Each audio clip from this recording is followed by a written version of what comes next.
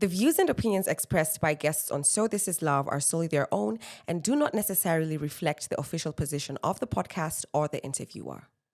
A trigger warning to our listeners today: this episode contains depictions of domestic violence.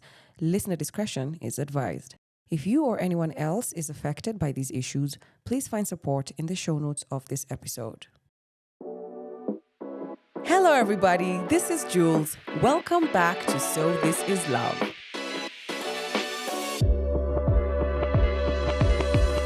A quick note to our listeners: if you would like to support this podcast, you can do so via our till number or PayPal.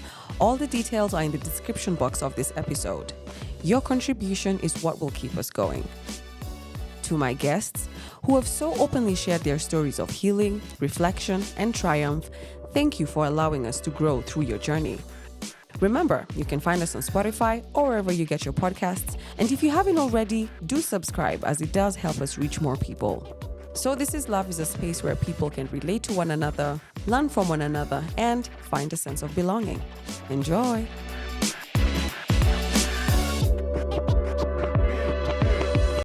Coming up on So This Is Love. And he's like, you know what, that's fine. And he started, it feels like you can't take leadership from a man. And I was like, okay, so I can't take leadership because I'm telling you of the tone we set for this relationship and you are going against the tone. So now I'm telling you about it and now it becomes I'm the one who cannot take leadership from a man.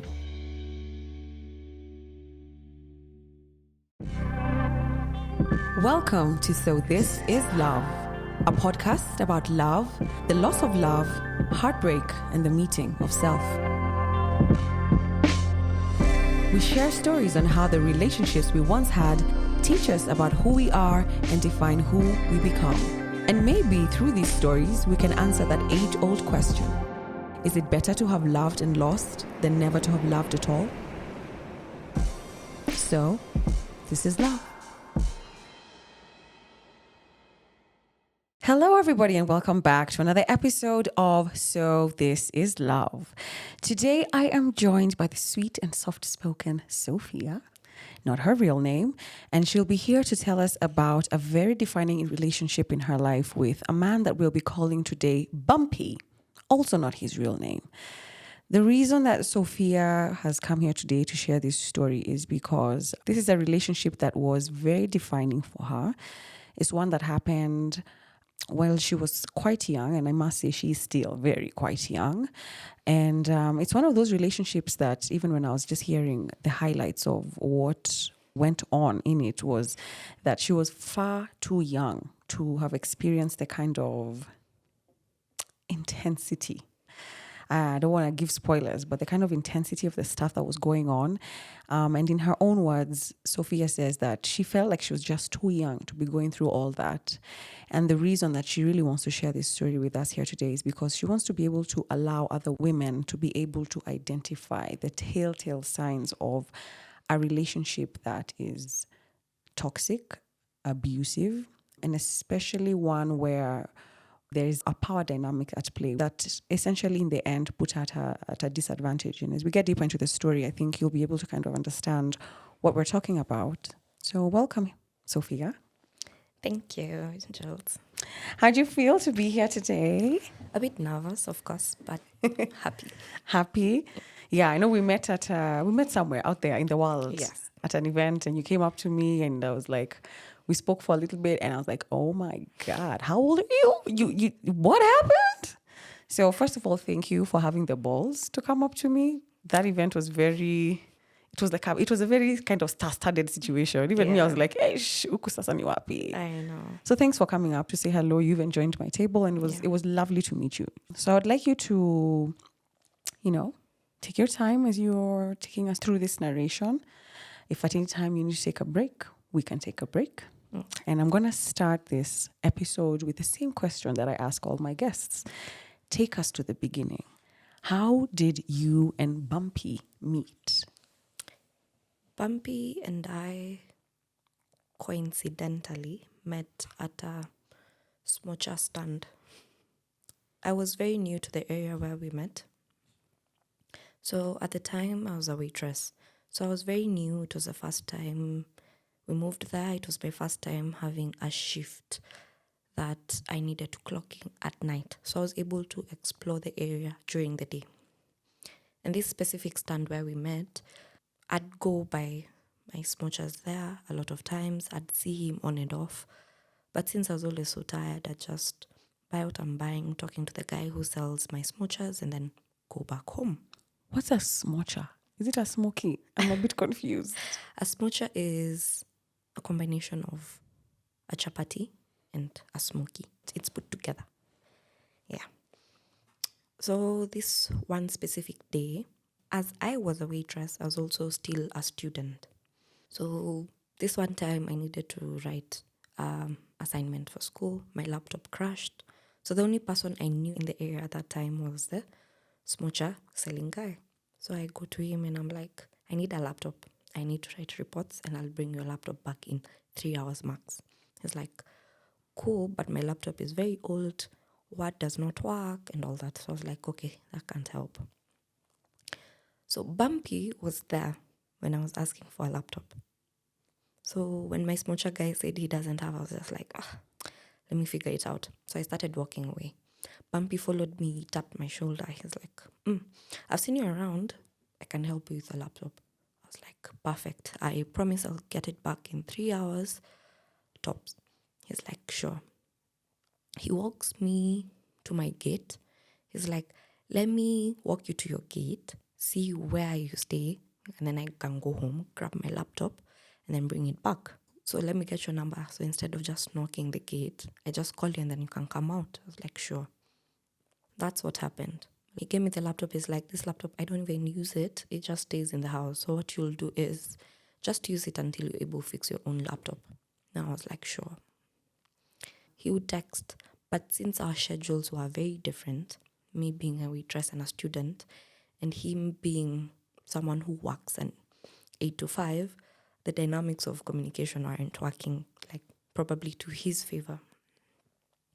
So on days I'm off shift or on offs is when we'd communicate, which was okay because I was not really interested in him. And then on meeting him, I was pregnant. And I was very young, I was 20. So I explained to him on one day, I think 3 weeks later, we've spoken. I now told him I need to bring your laptop back. I fixed my laptop, so I'm good. Thank you. So we meet after work. I was off. He's off work. So he comes in a suit, fully dressed. He looked so nice. I was so impressed. I was just like, wow, he looks very nice. And then my mind just clicked. You think he looks nice and you're pregnant. And then at the time I was pregnant, the person who impregnated me didn't want the pregnancy. So I was just with it, like it's me and this pregnancy. So my mind is just like snapped back into reality. So I looked at him, I was like, okay, you look nice, but thank you. We talked, we stood outside the gates, we talked for like 20 minutes. And I went back to the house. So at this time, I'm staying with my mom, of course.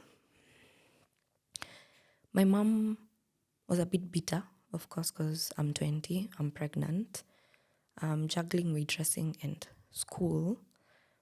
So she wasn't happy that she'd see me, of course, talking to another man, because in her head, as an African mom, she's just thinking, hey, you've not even finished the first one, now you're into another one, surely. So I got home on this specific day and my mom is furious. She's like, why are you talking to men? And I'm like, chill.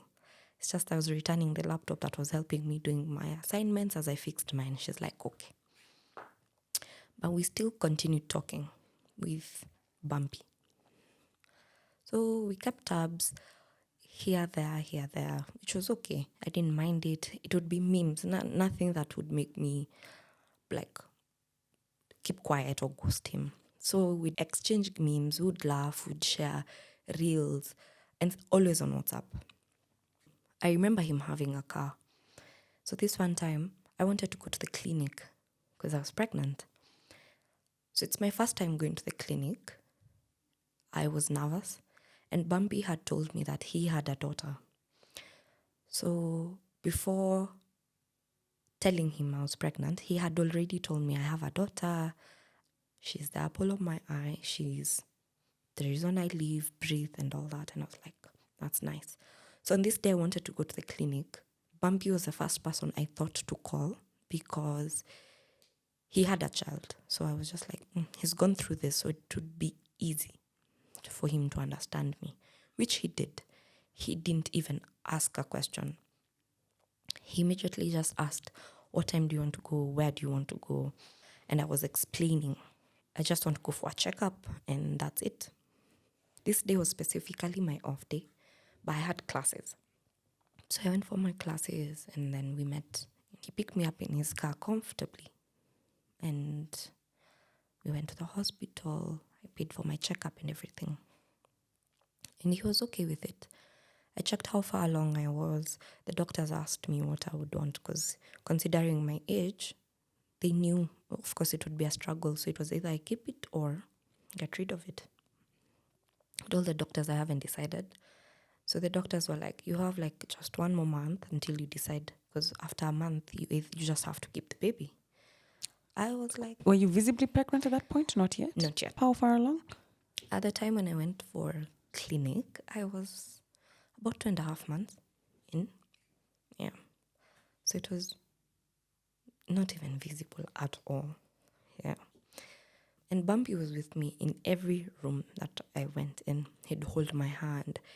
He'd like tell me, you know what, it's going to be okay. Whatever you decide, nobody's judging you and you'll be fine. I'll walk with you through this. I've experienced this, so I know firsthand what you're feeling. I felt very comforted, very comforted. At the time, all my instincts were to get rid of it. I was 20. If anything happened, I wouldn't be able to raise this child on my own. I wouldn't. Even if I tried how hard at that time, I wouldn't. So after a while, I decided to get a procedure done and I terminated the pregnancy. It was the appropriate thing to do at that time. So that's what I did. All through, Bumpy was with me. During the day that I went, the days after, even after work, he'd try and pop by at the gate just to say hi, see me. And for some reason, he'd always bring me fruits. So I'd go to the gate, see Bumpy. Then when I go back to the house, my mom would always ask me, where have you gotten the fruits from? And I'm like, I just outside here, I met somebody, like a friend of mine. She has given me the fruits. And every time I had to ensure that my mom knew it was a girl, because if she found out it was a guy, she would be very uneasy. So that's how it went for a long time.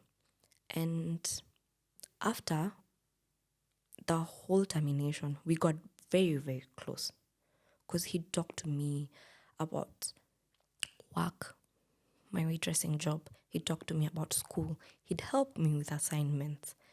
And then at the same time, when we were just very new together with Bumpy, I started doing...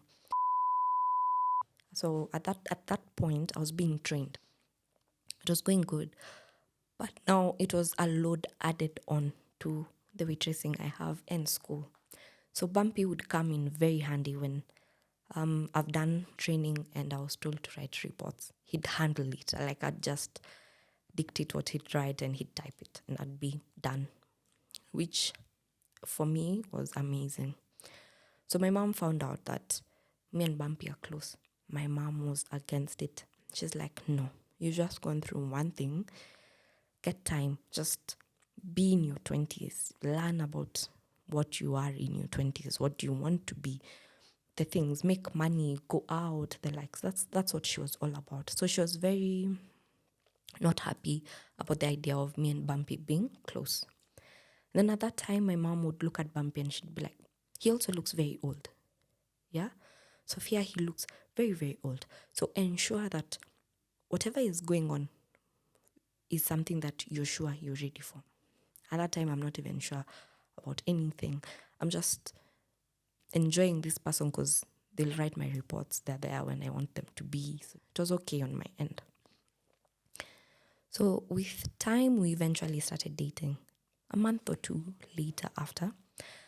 And it started very nicely, very, very nicely. He had a car, so we'd go out for rides. And Since I loved car rides, I liked food. That's what we'd do. We'd buy takeout, pizza, chicken, and then in the car, a ride. And that would be an ideal date for me. And it worked very well. He'd tell me about the struggles he's having with his baby mama, how he misses his daughter because he wasn't able to see the daughter often. So I'd sympathize with him and be like a shoulder to lean on. Then eventually, we started being intimate. So being intimate with him meant on days that I was from work, I'd have to lie to my mom. So I'd call my mom and I'm like, Mom, I can't get a matatu back home. I'll just spend the night at my friend's place. And my mom trusted me. She's like, okay, that's fine. No problem. The whole time, that just meant that in the morning I've packed an extra cloth, folded it very well to fit in my bag so that my mom does not notice my bag is larger than usual. Spend at his place, do our stuff, enjoy the night, watch a movie, eat and all. And then in the morning, he'd drop me off at work or at school, depending on what was needed. And that worked very well. So 3-4 months into the relationship, issues with the baby mama from his end started rising and rising fast and heavy. We moved from being in our honeymoon to the baby mama texting me in a span of very short time. At that time, she'd text me with entitlement, for lack of a better word, because she knew she was the baby mama and she knew that this man had vowed to marry her. So in her eyes, I was like this bug that is coming to destroy their nice relationship, their nice parenthood that they're doing together. And every time I'd take the story back to Bumpy, it would be, no, she's dramatic. She already knows that nothing can happen and the likes. Me being my first time in such a dynamic, I was just like, you know what, it's okay. I'd take his word because he's the one who's here with me and I get to see him every day. So I trusted his word and took it blindly. So even if she'd text me, I'd have no problem because she's texting me and maybe I've spent the night in his house and she's texting me, I spent the night at his house yesterday and I'm like, I was with him during the day. So I was just like, you know what, it's okay. So we had that baby mama issue going for a while, for about 2 months or 3. And then one specific day, it became, I need time. And I'm like, you just can't come to me and ask me for time. What's the time for? It's like there are issues between me and my baby mama. And now she's saying that I'll not be able to see my child. And I asked why. What is it you did? Because she wouldn't just wake up and say that you're not going to see the child. There has to be like a backstory. There has to be something. She's like, no, it's because of you. I'm like, okay, what about me has made your baby mama not allow you to see your child? He goes like, you spend the nights over, you leave your clothes. I don't hide your clothes when they come off, drop the baby. And I'm like, who's we? Who's dropping the child? Like, at times she comes, drops the child and cooks. And I'm like, cooks in your house? I'm like, okay. But initially you told me always go out to get your child from their house. What changed? He goes like, no, there are times I'm busy, so she'll just drop my daughter over before I get home and I'll find she has cooked. Then he'd say she's cooked because, of course, that food will also be eaten by the daughter and she knows I won't have time when I get home. And if you listen to it, you're like, that's like logic sense. So I'm like, okay, no harm done. Because I'm thinking about it, I'm like, he's not home. She came, she dropped the daughter, cooked while he was not home. So nothing could have happened. That was fine. After a while, it got to a point that I would not see him on weekends at all. Why? Because it was time with his daughter. I understood it. I was like, you know what, that's fine. So what got my attention and became a fight was the fact that as much as I could not see him, it means I could not see him, text him or call him. Why? Because he was spending time with the daughter and I'm like, so while you're doing this, you're not with your phone or what's going on? Why can't you be texted or called? What's the reason? He's like, no, I don't like using my phone when my daughter is around because she might think I'm not giving her quality time and attention. I was like, okay, that's fine. So during the weekends, I'd do my own stuff. I'd just engage myself in my assignments, take more shifts at work just to cover up the time. That became our routine, and I was okay with that. Then eventually it now became, I couldn't now go to his house. I'm like, why? It's like, no, my daughter is going to school and coming back, and she'll be in my house for a while. I'm like, but you said the mom does not allow the daughter to spend more than a weekend in your house. What happened? It's like, no, the dynamics changed. She's gotten busy. And I'm like, okay, that's fine. So I understood. So with time, the evenings were out. I wouldn't spend at his house. So instead, what he'd do, he'd come see me back kwa gate. So he'd come, call, say like, I'm outside here. So I'd sit somewhere on a stone, chat for hours and hours, and then he'd go back home. And I'd always ask, okay, since your daughter is home, who helps her with homework, who gets her ready, like unwinds her from the day and all? Or is she able to do that? She's like, yeah, she's old enough, she can do that. Then when I come, I'll just cook something light and then call it a night. I was like, that works. Then eventually it moved to, he wouldn't be answering my calls as he used to. So in a day, I'd call like 3-4 times. No answer. I'd call. When I'm free, no answer. And then at journey, after work, it's like, oh, I've been swamped with meetings. I've been moving around with my boss and the like. So I didn't have time on my phone. And I'm like, oh. So you didn't have like 2 minutes out of your day just to text me and tell me that it's a busy day? Because that's what you've been doing. So why the change from the foundation we created on communication? It's like, no, I'm sorry, it won't happen again. Yeah, that was a lie. It did, in fact, happen and became a routine to the point where now, if I called way too many times, he'd block me. So he'd be like, you're really distracting me from work. You're calling way too many times. And I need to concentrate and focus on work. And I'm like, how would I know you're having a busy day? You've not told me. You're not communicating to me. Day 1 has gone. Day 2 is when you're talking to me during the day. And it's a phone call that will last like 10 minutes and you expect me to just be okay with that. So we started having fights. And in the fights, the baby mama also started having fights with me. And then at this time, I'm young and the baby mama is not also of my age. We also have a gap. So I'm like, hata nikiongea vibaya, nothing will happen. You see. So how old was he? Because you said you were around 20. I was around 20. He was around 31. So I wasn't bothered. I'd talk back with the baby mama, especially because she also would come talking very bad, and I'll be like, you know what? Let's play this game. So she talks, I talk. She talks, I talk. That's how it went. So I'm fighting with the baby mama. I'm also fighting with Bumpy.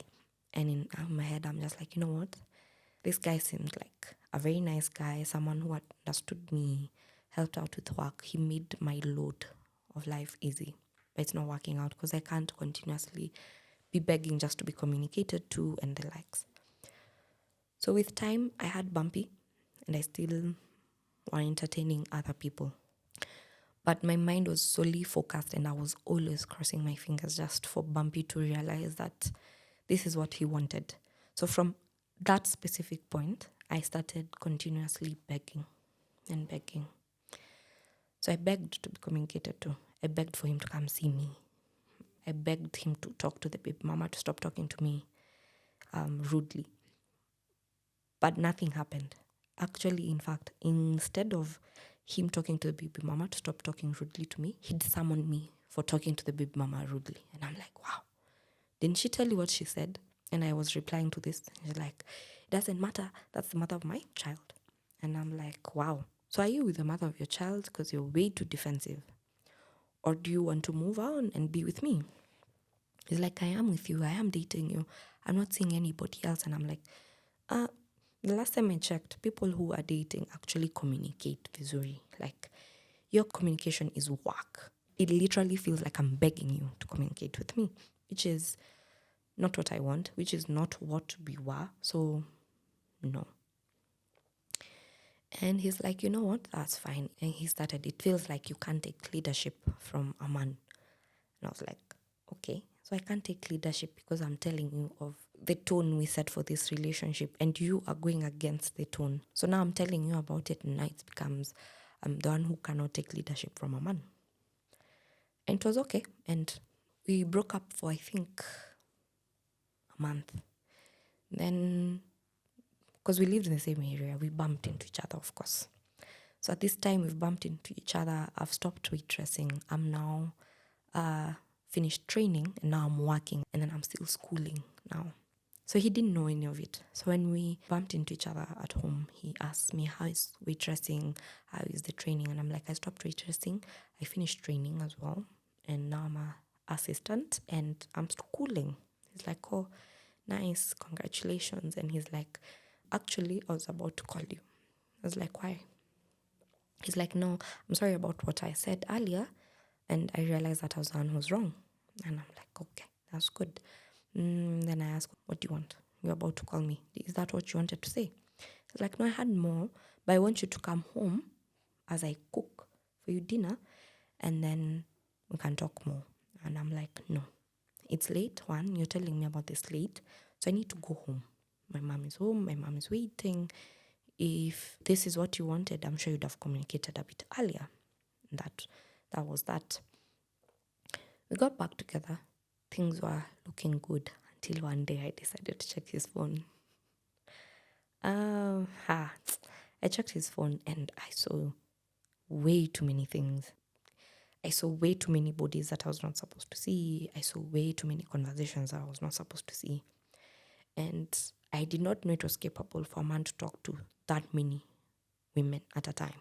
My brain could not fathom it. He was talking to the baby mama and other women who he told me were workmates, which, yes, some of them were his trainees. It made no sense. But on asking him, he said that was him looking for his next person, since he thought that we would not work out or we would not rekindle what we had. And I was like, okay, since we have, I want them deleted. And I stood there. I want you to delete every picture, every contact, and every conversation. I want you to start afresh from a clean slate. And he's like, sure. He deleted everything and I saw him delete them. But 2 weeks later, all those conversations were back from where they left off. And he just told his people that he was called in for work to travel. And it was busy and now he's back and they can't pick it off. And they all did very well. No questions asked, no nothing. At that point, things at home with my mom were also very rocky and shaky. And my job was doing well. So what I decided to do is I decided to move. So on this day that I decided to move was not because things were rocky at home. Okay, it was part of the reasons, but the main reason was one day my mom woke up and decided to go to Bumpy's house on her own. In Bumpy's house, my mom met Bumpy's mother as well. So a few weeks prior to that, I was unwell and I was in hospital. But Bumpy had said that he was somewhere working and he could not get to me in time. So I understood, but my mom did not understand because she was like, you're dating somebody who you've told you're in hospital and they could not drop work to come over. It makes no sense. So to her, it was like a red flag. But to me, I was understanding. So on this specific day, the thing that prompted my mom to go to Bumpy's house was the fact that I was out of hospital. I was due for exams, so I needed to go get a student card that would allow me to enter and go back to do my exams. I was still not 100, but I had to do it on that day because that was the deadline. So I went and I had told Bumpy about it and asked Bumpy, would you take me on your way to work? He's like, sure. So on that day, we've left the house with my mom, walking towards the stage. My mom sees me as I enter Bumpy's car. Remember, Bumpy did not see me in hospital, but suddenly I'm out of hospital and he's shown up. He's suddenly reliable and available. My mom could not fathom. So I've gone. I needed to be back at the house at 1 because I needed to take my medicine. So I went, was back at 1. By the time I'm back, I am calling Bumpy to explain to him how excited I am because I've gotten the card. I've also gone to school. I've confirmed everything. He's not picking up. He knows how excited I was in the morning when we were going. So it wasn't making sense. Why would he not answer my call? That day comes and I'm back home at 1. At 2, the baby mama is on my case, sending me a paragraph. Oh, this man says the way you're trash. He's giving you breadcrumbs and you're accepting it. She goes on and she insults me. You are a hoe. And then at that time I was very, very, very petite. I was literally underweight. The baby mama is like, you need to go to the gym, work out, focus on getting a body, getting an ass that people can turn and look at. You're here focusing on men that we have built, we have given children to, and you're here thinking that they can be your man. And I was like, wow, okay. So I'm calling Bumpy endlessly because of what the baby mama has told me. Bumpy did not answer a single call, a single text, a single voice, nothing. In the evening, I'm like, you know what, I'll walk to Bumpy's house. I know by now he's in the house. I go and I knock the door. The mom sees me and goes hysterical. Did he live with his mother? They lived in the same compound. From how loud she's talking, and considering she's a very soft-spoken woman, Bumpy came out. Bumpy sees me. Bumpy's like, get out. And I'm like, why? What did I do that was wrong? Like, your mother was here insulting my mother and you have the guts to show up. And I'm like, when? I just left with you in the morning. I was home at 1. I've been calling you since then. When did she have the time to come here? The mom is like, maybe she doesn't know. And I'm like, I look clueless. Of course I don't. If I did, I don't think I'd be here with all these balls. The mom calms down enough to tell me, your mom was here. She came, spoke to me very rudely, insulted me and all. And I was like, what? She's like, yes. And Mama Bumpy is like, your mom is very disrespectful and I also expect the same from you. And I'm like, why would you expect me to be disrespectful? Because my mom was. Like, because you're raised by a single mom, those cycles just go hand in hand. And I'm like, okay. And Bumpy is just standing, listening to what the mom is telling me. He doesn't step in, he doesn't stop the mom, he does nothing. The mom spoke to me and then she went back to the house. Bumpy's like, you need to go. And I'm like, no, I'm not leaving here until you explain to me in detail what happened. Because you guys are telling me this story like surface level. I want to understand. And Bumpy tells me, I also don't know. I got home a few minutes ago. I was at home finishing up with a work call and then I wanted to go back to my mom's house and check. And like be told and be given details. And I'm like, okay, so. At this point, I've moved. I've moved out from my mom's house. And I live in a nice, beautiful bedsitter that I loved. I had very, very few things, which was okay. At this time, I had given Bumpy money to buy me a laptop. He has not given me the laptop. My mom knows I gave Bumpy money to buy me a laptop because he has tech connections. So I wanted one genuine laptop and I was sure that someone might knock me off or something. So the laptop had not come. My mom knows the laptop did not come. My mom cannot be convinced otherwise, other than Bumpy was just trying to shortcut me. I'm trying to explain to my mom, no, the delivery is just delayed. It'll be here. And my mom is like, no, these things you're saying do not even make sense. They do not add up. But I was not looking at it from my mom's view. I had my own view and I was just trying to pull my mom into my view. So at that point, I remember the following day after being told that, say, I've gone home now from Bumpy's house. I've been told my mom was there. My mom knows the moment I lashed out like that, left the house and went. She just had this thought that I've gone to Bumpy's house. So I came back home and she's like, I forbid you from seeing that man again. And I'm like, how do you forbid someone from seeing someone? And I'm like, Mom, I'm old. You can't do that. I've gone to complain and complain and complain. We're not even having a productive conversation because we're all very mad, maybe at each other, and we're all raising our voice. So I'm like, you know what, this is fine. I storm out and I got back to my house. I'm there in my bedsitter now. I'm thinking, why would my mom do such a thing? Like, it makes no sense.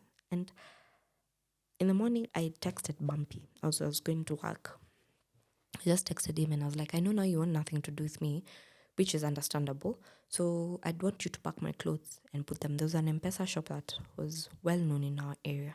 So I just told him, pack my clothes, shoes, anything, books, anything, or my materials that I might left there for work or anything, pack them and put them in that M-Pesa shop. He's like, okay. So I asked him, what about my laptop? He's like, you know what, with your laptop, let me even just call the dealers right now and we'll figure it out.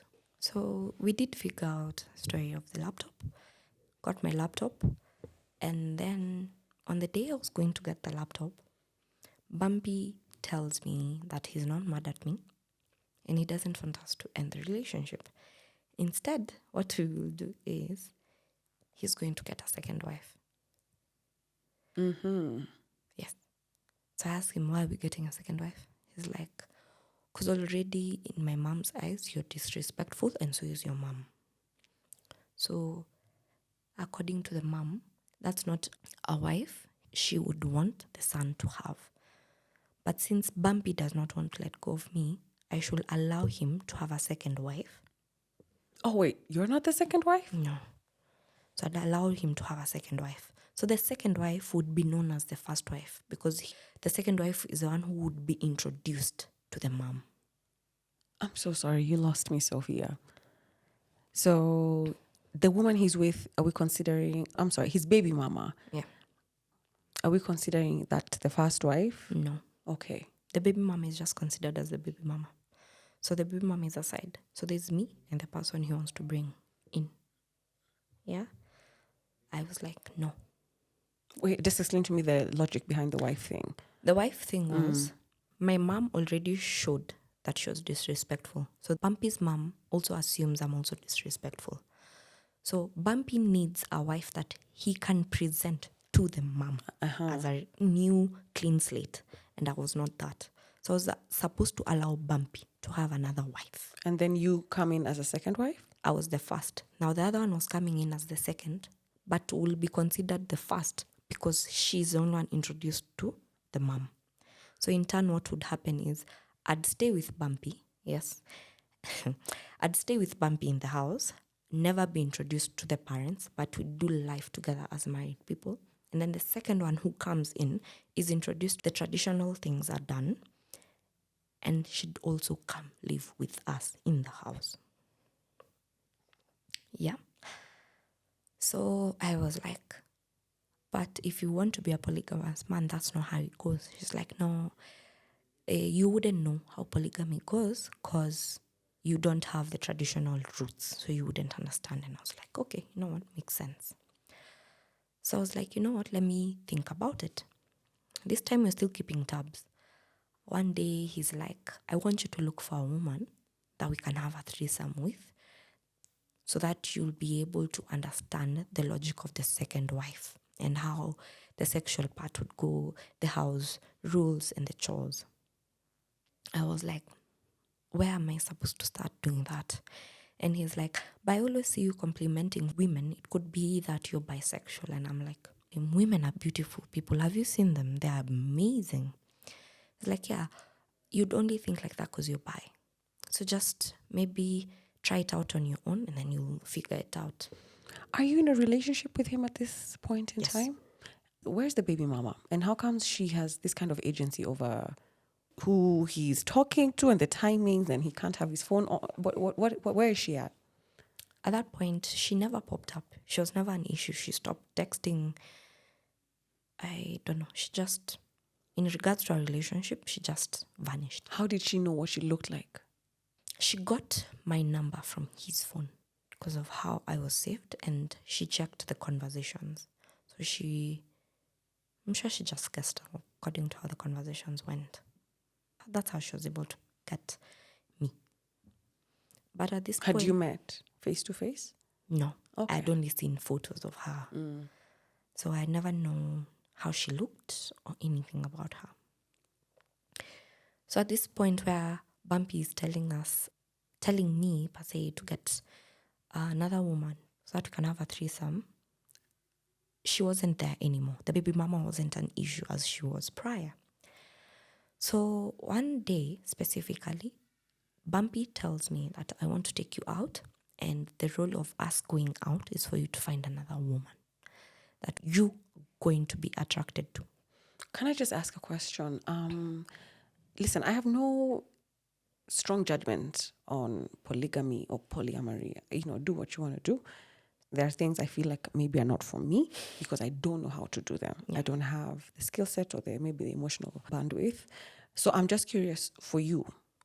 Is this something that was not out of the norm for you? Did you maybe grow up seeing this kind of dynamic or polygamy? And why was it almost like an easy sell? Why were you able to be won over? Like, okay, maybe it's something I'd consider. It wasn't something I'd ever seen, ever.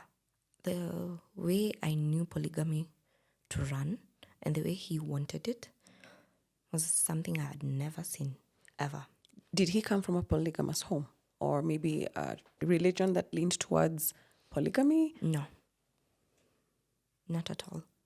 He keeps saying he was, but no, not that I saw. But so that happened. And the reason it was easy for me to be sold into it, it's because every time he kept telling me, you don't want to lose me, right? And I'm like, yeah, of course I wouldn't.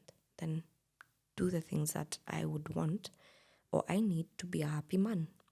And he'd always go about, if you don't do it, if I'm not getting the woman from you, I'll eventually go out and get the woman for myself. And I'm like, but if you go get the woman for yourself, that's cheating because it means you have to date them, court them and all that. And he's like, yeah. And I'm like, so do I get to know about it? Like, no, because you were given the opportunity, but you didn't do it. So I'm like, oh. So I have to choose between getting this woman and just letting him get one. Me being me, I was always on Tinder looking for women. Like my bio was looking for women for threesomes. That was my bio. And women would flood in my DM. Interesting. They would flood my DM. Oh my God, really? Yes. Real women or like bots? Or? No, women that would give me their numbers. You know what? That's kind of, I'm a bit disturbed, but at the same time, I'm like, wow, like go women. That's pretty, yo, that's wild. Yeah. Okay. So they'd always flood and Tinder, you said? Yeah. Yikes. So they'd always just see my bio and all send photos and their phone number, photos and phone number. So it was easy. So the moment I first got one, I took just one number from Tinder. The conversation was simple. I didn't even need to sell anything. I was just like, are you available this weekend? Because I'm off this weekend. My man is off. Are you available? Can I have a threesome and see how it goes? Everybody was just like, yes. It's the first one I had and I was like, oh, interesting. So we had the first threesome. My first thought was like, oh, fuck. This is not okay. It doesn't feel okay with me because a threesome, I have to participate. And then there's a point I have to wait as the other woman and Bumpy are intimate. And then she also has to wait as Bumpy and I are intimate. And then Bumpy has to wait as me and the other woman are intimate. And it just didn't sit well. I was shaky. And Bumpy seemed easy about it. He was right into character. And immediately in all the women we had, he would always want to ask, are you okay if you spend the night? Do you want to come again? He'd always just want to give them girlfriend roles immediately. Will you cook for us supper? Will you oil my back? Like such things. And the women were just like, yeah, okay, this. So it happened more than once? It happened more than once, more than 5 times as well. And how did this sit with you, like being intimate with another woman? It wasn't sitting well with me. I'd complain and complain and complain. And each time I complained, Bumpy would be like, you're just not being a source of peace. Honestly, you're not being a source of peace. And I'm like, what does a source of peace mean? I'm just complaining about the things you want us to do and they're not sitting well with me. It doesn't feel like this is something I want to do the next one. It got to a point where he'd take my phone, enter Tinder himself, and talk to the women and plan those things. So I'd get home, say from work, I've gone back to my bed sitter, and he says, are you coming over today? I'm like, yeah, I'm even just gotten home. I want to carry the things over and come. And the woman would be there. And I was like, wow, okay. So after a few times of that happening, one day I just sat down and told him, this can go on. So I want to leave. I want to leave this relationship because it seems like I'm bending and bending to do the things you want. And at that time, we're having so many threesomes that I cannot keep count, one. Also, he's still cheating with other women. So I'm asking him, it seems like you're a man who does not get satisfied. There's no way you'll have threesomes every other weekend and still cheat. So he'd cheat, and I'm just like, I can't keep up. So on the day that happened, 2 weeks later, he tells me, how about we move in together? Instead of me doing shopping in your house or you paying rent and all that, let's just have this house. And his house, rent was not paid because it was their house. So I was like, are you sure? And it came at a point where I wanted to move from my bedsitter to a 1-bedroom. So it's like, instead of looking for the 1-bedroom, the day you said you were moving, because I had found a house and everything, so I was about to go pay. He's like, no, instead, I found a lorry, you'll move your things to my house. I was like, oh, okay. And then at this point, my mom has stopped being bitter with Bumpy. Now they're being friends to a point where we can go out together, hang out together. So I was okay with it. I moved in. On moving in, I got pregnant, I think two months later.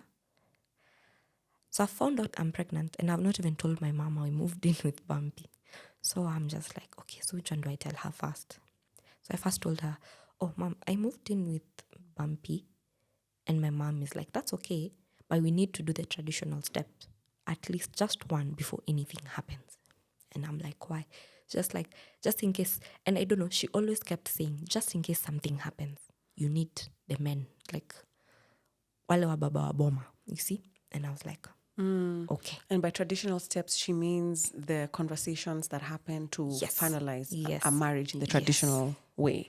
Okay, so the conversation of marriage between the two of you and your mom was already something that was in the air. Yeah, it was always there. It's something she always asked. What's the end goal? What are you planning? When is it happening? And I'm like, I know I'm planning this. This is what we talk about with Bumpy. But now the when is on his end. So when I moved in, she just was easy about it, but insisted with the traditional men coming home. By the time I told her that, another 2 weeks later, I told her, Mom, I'm pregnant.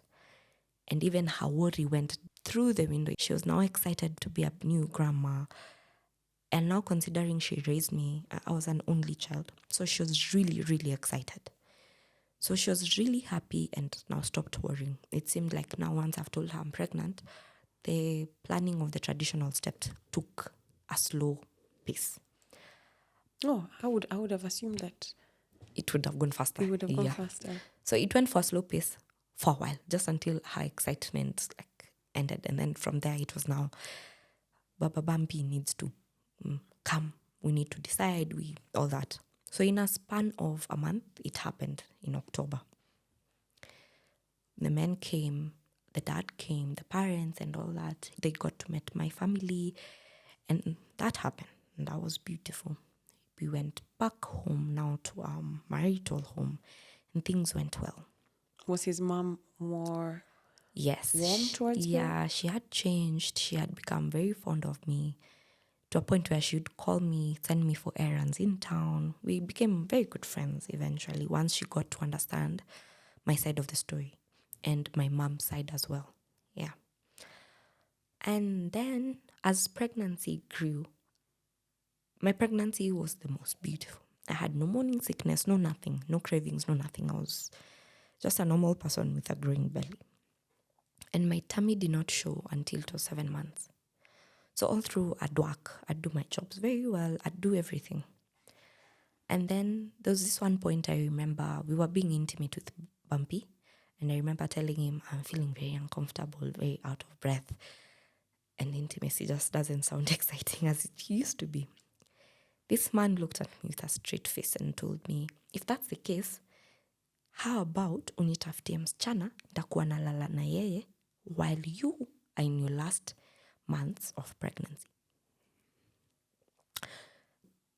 What he said is, at this specific moment, what I told him, his reply was, how about you find me a woman that I can be intimate with in your last months of pregnancy, since you're not able to be intimate with me as your husband, because I have needs. I looked at him baffled. I'm like, wow. And he laughed and brushed it off and he left. The thing is still ringing in my mind. I'm like, why would he say that? Since he brushed it off, I thought he just said it. So 2 days later, I addressed it and he's just like, no, it was just a thought. It would be nice and all. In the process, there's a friend, I don't know if I should call her a friend, but there's this person that was really into Bumpy and really into me. And Bumpy was also really into this lady, but I wasn't. You see? And this specific lady, we had lost touch, but she wanted to come back into this dynamic. So she was looking for me in social media, looking for Bumpy on his pages and all. So she found me and she's like, oh, I want to visit you guys. Did the relationship move to the next level? I'm like, yeah, we got married and I'm pregnant and I'm almost due. She's like, oh, perfect. Let me come and help. Was she one of the ladies that you'd previously had a threesome with? Yes. So at this point, and I explained to her, now we're not doing the threesomes, so are you still okay visiting? She's like, yeah, I just want to visit, see how you're doing, so because I still consider you as a friend. I'm like, cool. So she came. She visited. I'm there in the kitchen, because when she came, I was already in the kitchen. So I've gone back to do what I was doing in the kitchen, and I've left her with Bumpy. I come back and they're all over each other, and I'm like, what am I seeing? And they do not even seem startled or baffled by the fact that I've walked in. They just continue with whatever they were doing. And I'm just like, okay. Then I went back to the kitchen, finished what I was doing. At this point, I'm crying. Bumpy came to the kitchen. He's holding me and I'm like, don't touch me. Just don't touch me. Thank you. And he's like, why? I'm like, because, once we got pregnant, we had a rule. The pregnancy was like our clean slate. The baby is not here and you've already gone back into things we made a rule a few months ago. How are you going to manage with a whole child in our lives for the next 25 years? What was the rule? The rule was no more women and no more threesomes. We are going to go back into a normal family dynamic. No more sexual experiments. That was the rule. And that rule was one that he gave, actually. Yeah. So I was very surprised that he'd go back on something he said. And he's like, yeah, I know. But he starts to justify. He's like, but she came, her tits are showing, she looks all sexy. And I'm like, oh, interesting. Okay. I served myself my food and went to the bedroom, watched my movie, and just operated as though they were not there. He came and he's like, it's okay, I've told her to go home. And I'm like, you seemed excited. She was here, so just stay. I'll be fine. I locked the room. He thought I was joking. I locked the room and he wasn't able to enter the room and access me. The morning I woke up, went to work. I think it was my last day of work because my due date was really approaching. But this girl was still there. She was asleep on one end of the couch and Bumpy was on the other end of the couch. What do you mean there? When you woke up the next day to go to work? She was still in the house. I see. Yeah. Okay. After I've been told that, she left. So I was very surprised. I was like, oh, interesting. So she sees me, Bumpy sees me, he's awake, and he's like, you locked the room. And I'm like, yes, I know. The girl is like, I'm sorry. Bumpy told me about the argument you have, and I'm sorry I went against it. I'm like, you're sorry because Bumpy told you. I also told you before you walked into the house. So you respect nothing about me or about Bumpy. Well, what did you think would happen if you had her over? Did you genuinely think that she was just coming to see you guys, see how you guys are doing? Genuinely, yes. I just expected her to be a friend and to take what I told her as that. So I genuinely expected her to come see me pregnant, I don't know, help around the house and leave. But that's not what happened. But later on, I came to know that Bumpy actually found her on social media and told her that I was okay with the threesomes. So she came knowing what Bumpy told her. And what I told her about we're no longer doing threesomes, the moment she told Bumpy about it, Bumpy was like, we've just spoken about it and we are go. So she came knowing that our threesomes and that whole dynamic is a go. So she just came and picked it up, from where she left. But from my reaction, she now knew something was off and she was willing to now leave us alone. And I was like, since Bump is the one who's giving us go-aheads around this house and I have nothing to do with it, let him decide. As for me, I have to go to work. I went to work. I moved around my day very well. I came back home and she was still home. And me in my hormones, I just wanted to be in my house with my husband. I just entered the house and asked, why are you here? Is what I asked her. Why are you still in my house? Bumpy's like, why are you talking to her like that? I'm like, because she's in my house. She is a guest. She needs to leave. She's like, oh, Bumpy told me to stay. I'm like, I'm the woman of this house and I've told you to leave. I took her clothes, threw them across the living room and I'm like, leave right now. My kid was around 7 and she's like, I live very far. And I'm like, I don't care. Just leave my house now. Bumpy is like, no, it's okay. Let her spend and then she can leave in the morning. I'm like, you know what? That's what you want. I will go to my mom's house and you will stay here with your guest. And in the morning when she goes, you will tell me, your wife, if you want me back into our house. And he slapped me. And I and the lady all looked at him like he was crazy. This lady just took her clothes and left. And I was like, oh, now you're slapping me in front of another woman because I'm asking the woman who's not your wife to leave. And he's like, yeah, because you and this pregnancy, all you've been doing are things that you want. And I'm like what, for example? Because the only thing I've told you right now is I want the woman gone, but you seem not to want her gone. He slapped me again. And I'm like, okay, I think Bumpy, something's wrong with you in your head because you can clearly see that I have your child in my tummy, right?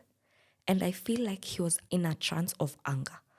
The moment I said, I'm having your child in my tummy, I'd see him awaken from something. Like he'd shake his head like he's just waking up from a trance.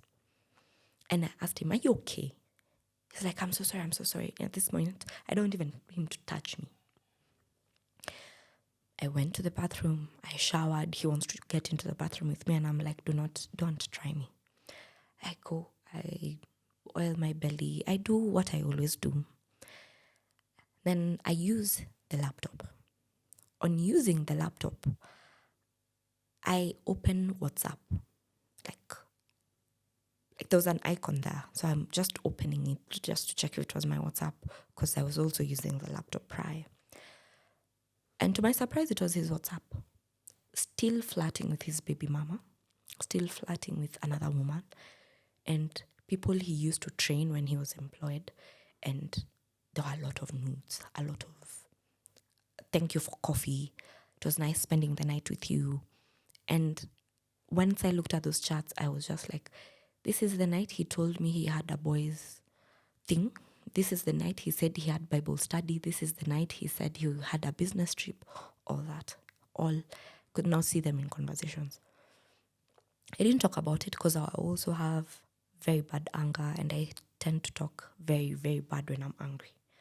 So I was just like, you know what, let me sleep and I'll talk about it in the morning. In the morning, it's calm. He said, I'm going to the gym, I'll be back. He comes back and I want to address it. And I'm I couldn't keep cool. And I'm like, you are crazy.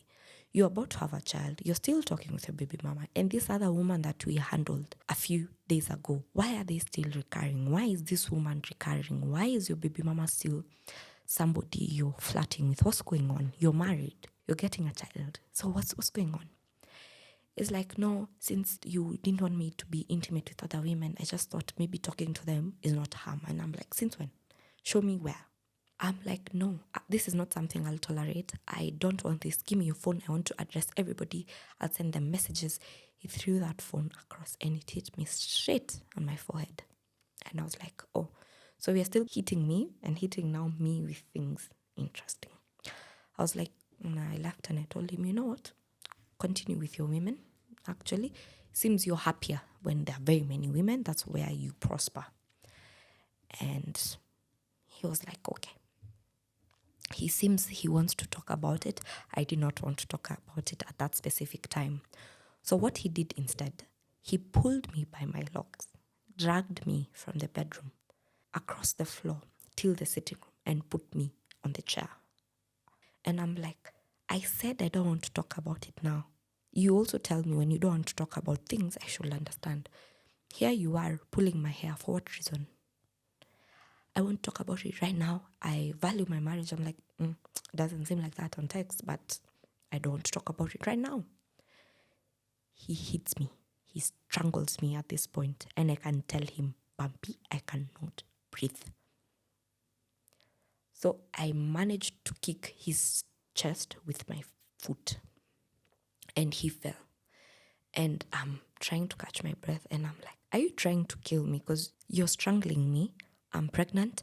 I'm not understanding what war specifically do you think you're going to be winning? I'm pregnant. You're going to win anything you do right now. And again, I can see him getting out of a trance, like he's shaking his head, he's scared. And he starts immediately, sorry. And I'm like, I don't want your sorry. This is something you're doing now.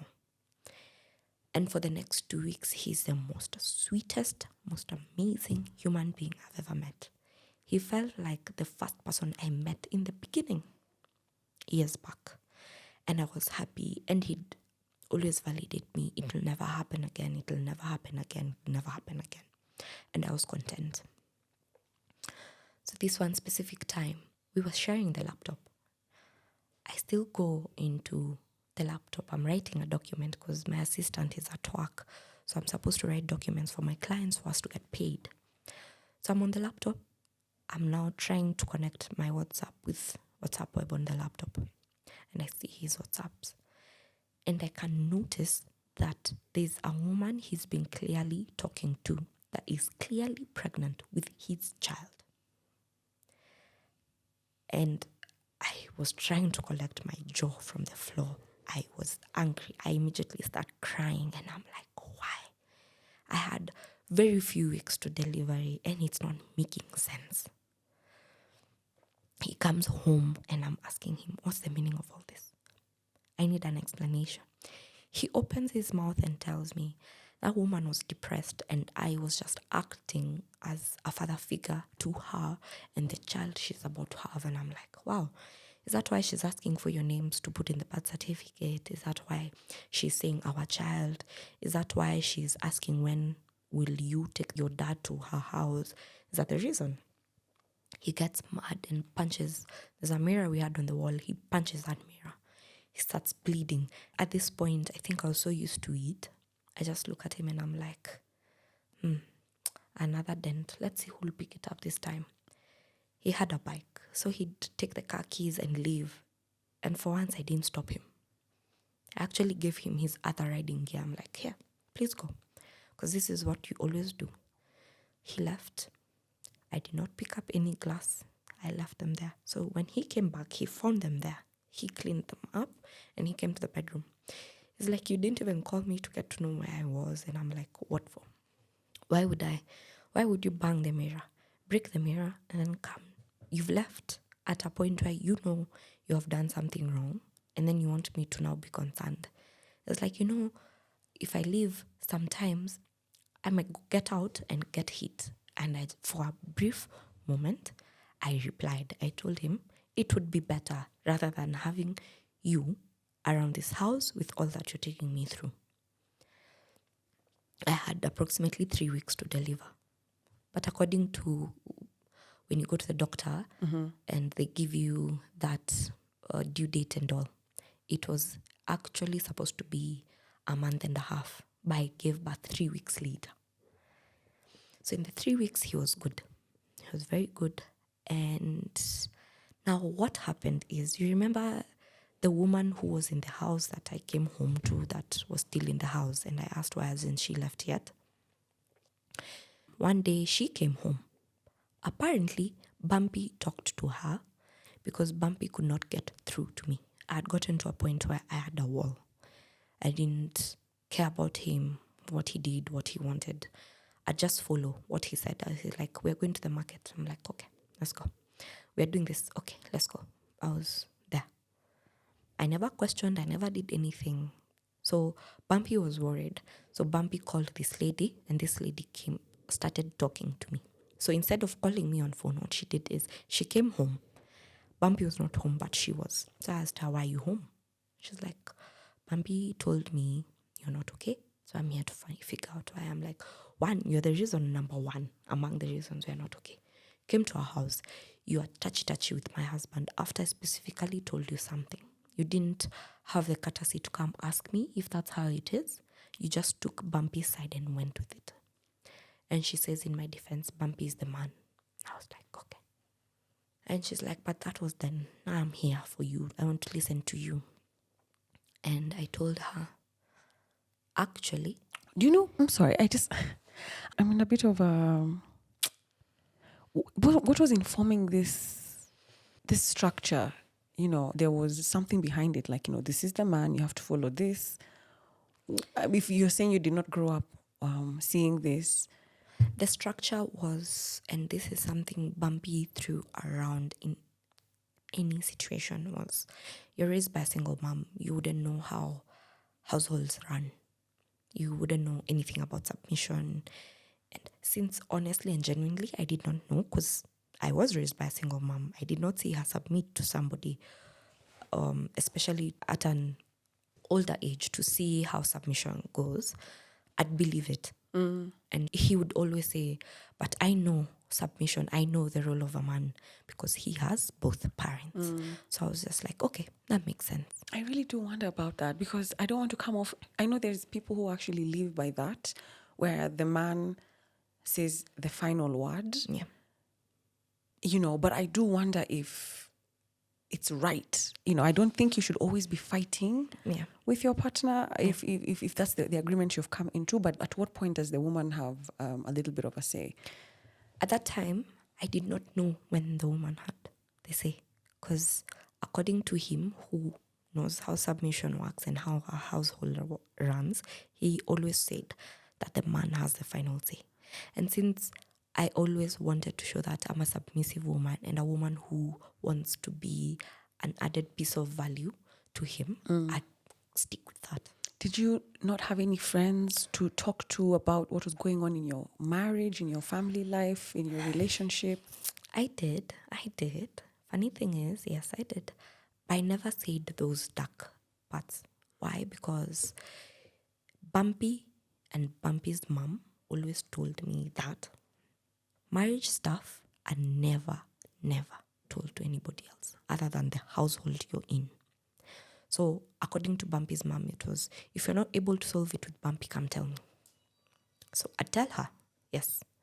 So I've told Bumpy's mom. Bumpy's mom is like, oh, you're the one with the temper, reduce your temper. So I'd always fit into that. So if I know I have a temper, instead of speaking when angry, I'd speak the following day. If I always want to nudge something, instead of always asking, I'd just wait until it's an appropriate time and ask Bumpy. I think those are admirable traits, to be honest. Yeah. I think you should not speak when you're in a heightened state, and it's always good to kind of take some time before you retort. But there's some dysfunction there. Yeah. I don't know. So that's what I always did. So every time he'd hit me, I'd go back and maybe say, I'm the reason. Why? Bumpy says I'm the reason. Bumpy's mom also says I added to the reason why Bumpy was hitting me.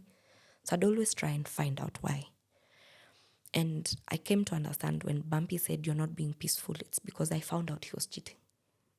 In his head, I was not supposed to find out, but I found out. So finding out, questioning him, wanting answers, wanting accountability and all that, to him was not being peaceful. But that I found out later on. So this lady has come home, and believe it or not, Jules, I specifically told this lady, Bumpy says he wants somebody to be intimate with at this moment that I'm not. Let it be. She's like, "Are you serious?" I'm like, "Yeah. You're always here. You're always talking to Bumpy. Why not?" This is what you told her. Yeah. Because now for me, what I was thinking is if I gave Bumpy one specific consent person, the rest of the women would go. And I'd be able to control this woman. So in one way or another, I had the upper hand. I did, in fact, did not have an upper hand. So the baby came. She's been there 3 weeks. The baby has come. What do you mean, living there? She's been with us every single day. Does she live there? What do you mean by with you? She's there Monday to Friday or Monday to Wednesday. Does she sleep in your Yes. matrimonial home? Yes. In whose bedroom? She wouldn't sleep in the bedroom. Bumpy and I would sleep in the bedroom. She'd sleep in the mattress in the sitting room. Okay. She was there always. She would clean the house. She'd make me breakfast. She'd get me ready if I needed to go for clinic, to make my nails. She was there. You know why I was asking what was informing this? Because even as you're talking right now, it doesn't sound bad, but it's not something that you had agreed to. Yes. You're kind of doing this because your hands are tied. Because I know there are situations where, co-wives take care of each other. Yes. And it's something everyone is privy to. I know there are challenges there. Yes. Every side, everything. Monogamy has a flip side. Polyamory has a flip side. Yeah. Polyandry has a flip side. Like every side has a but. Yeah. But.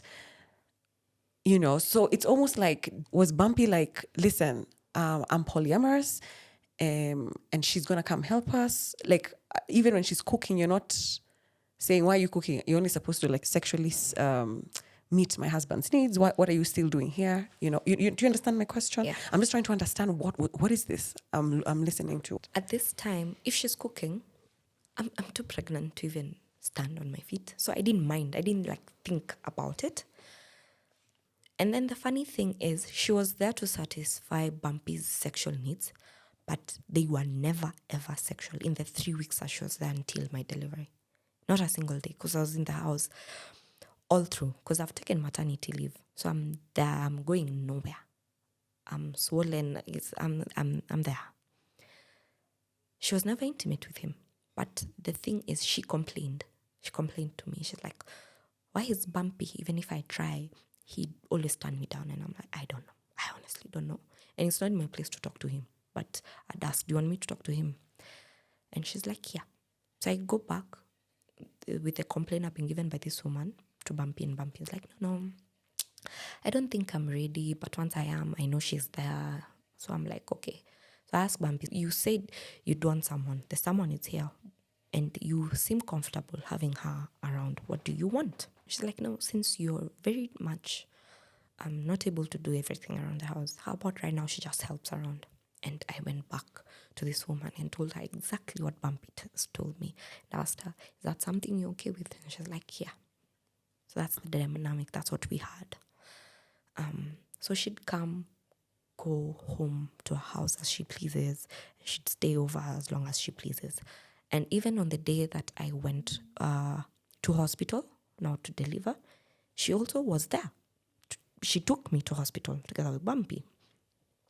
And at that moment, of course, I'm not thinking about what they're doing at that point. I'm now here. It's me and my baby. My one role is to get this baby out of me safely and be also okay, you see. And that's what I did. Got into hospital, gave birth very well, my baby healthy. And on the day, I even called my mom, told my mom, your granddaughter is here. I also tried to get a hold of Bumpy, but since they had left hospital very late, I guessed he was asleep. So I called Bumpy and I couldn't get him. So I called this lady. I'm like, tell Bumpy his daughter is here. And since I was tired, I just hung up and went to sleep.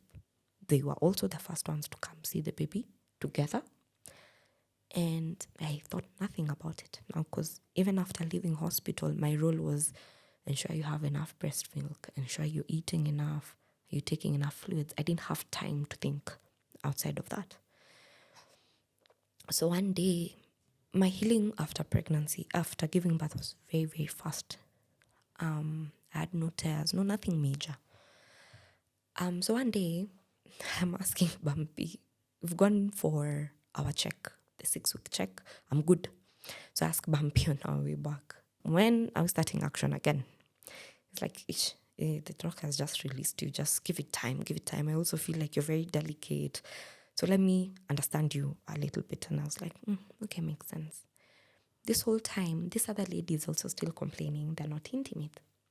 It's been now almost a month and a half. She's been home, no intimacy.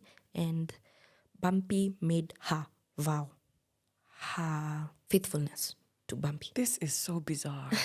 So this lady cannot get sex anywhere else except from Bumpy. And Bumpy is not giving her sex. So she's wondering, okay, what am I supposed to be doing? And she didn't mind because she'd help around the child with my daughter. I never had to move. If my daughter cried and she was in the crib, she'd wake up, give me the child. My thermos was filled with uji, water, food, everything. Was Bumpy and you catering to her financial needs as well? No. Did she have a job? Yes. She worked online, so she'd work there. Finish work, all that. She did everything in her household, especially after my daughter came. Everything. Was she also around your age? Or older? Or more towards Bumpy's age? No, a bit older than me, 2-3 years older than I am. So I never, at that point, as a new mom, I was like, she's helpful, because otherwise I'm sure at some point I'd have to wake up in case Bumpy has gone to the gym or the likes.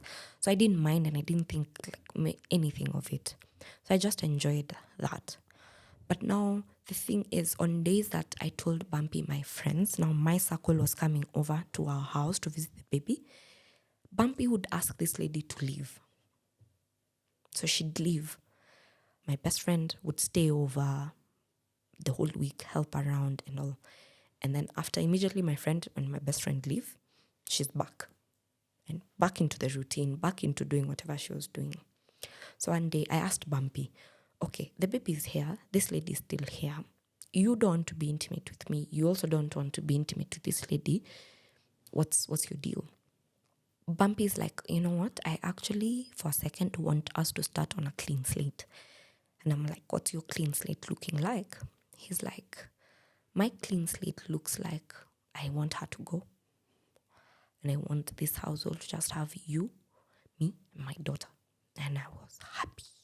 I'm like, finally, something that I'm okay with, comfortable with, something that is not me fixed in a specific cage. And that happened. But before Bumpy would tell this lady of, like, ask her to leave, because you just can't wake up and tell her, get up and leave. He said he'll handle it. So before that happened, I've been told we're starting on a clean slate. So it's this one specific Saturday. We've said it's going to be movie night. But I feel very tired, very sleepy. So I say I'll go to bed early. Sunday morning, I'm woken up by my daughter screaming. And I'm like, wow. I'm usually woken up by, if my daughter screams, one of them is Bumpy or the lady is waking me up to give me my daughter to breastfeed. None of that happened. And I'm like, maybe they're just watching a movie because it's Sunday morning. I go to the washroom. I go take water. I make some tea. And I'm like, all these commotions, these people can't hear me. But I can hear the movie. It's like loud. So I go back. I breastfeed my daughter. And I change her and I put her down. So I go to the sitting room and I'm like, why can't you people hear me? Why haven't you heard your daughter crying? I open the door and it's this specific man that told me he wants everything in a clean slate, having sex with this woman on the mattress that's down there. I just walk in awe, look at him. I'm like, Bumpy, interesting. This is a clean slate. Nice to know. Close the door and go back, hold my daughter. I am crying. I'm angry. And I'm just like, you know what? It's okay. He came back a few minutes later and I asked him, what the hell was that? What's going on? You're supposed to be asking her to leave, not be deep inside her. What's going on? With a straight face, this man tells me, I was thinking with my lower head. I'm sorry. I was like, okay, interesting. I did not talk about it again, but I did not let that man touch me ever again. My sexual switch just went all off. The lights were out. I did not want him to touch me. I did not want him to sleep next to me. It got to a point I didn't want him to even hold our daughter. And I'd tell him, I feel like you're just a dirty man walking, that nothing you even pronounce with your mouth is actually what you want. And I'd be very specific. You said you want to start on a clean slate. Your clean slate doesn't look clean, but that's on you. And that lady left. After a while, he noticed that I actually don't want to be intimate with him. But one specific day, I was having wine because the doctor said I can have some. I was excited. 2 glasses in, we got intimate. And I woke up and I immediately just felt a layer of disgust on me. And I just knew this is not something I wanted. I didn't talk about it. I just moved on. And I was like, let's just find it in us to forgive him and move on as well. And immediately after that, a week later, Bumpy was back to talking to his women, including the woman who just left the house. He's talking to her about he's miserable being with me. He wishes that she was the wife because she seems more understanding. How I don't want even to be intimate with him and it's bothering him.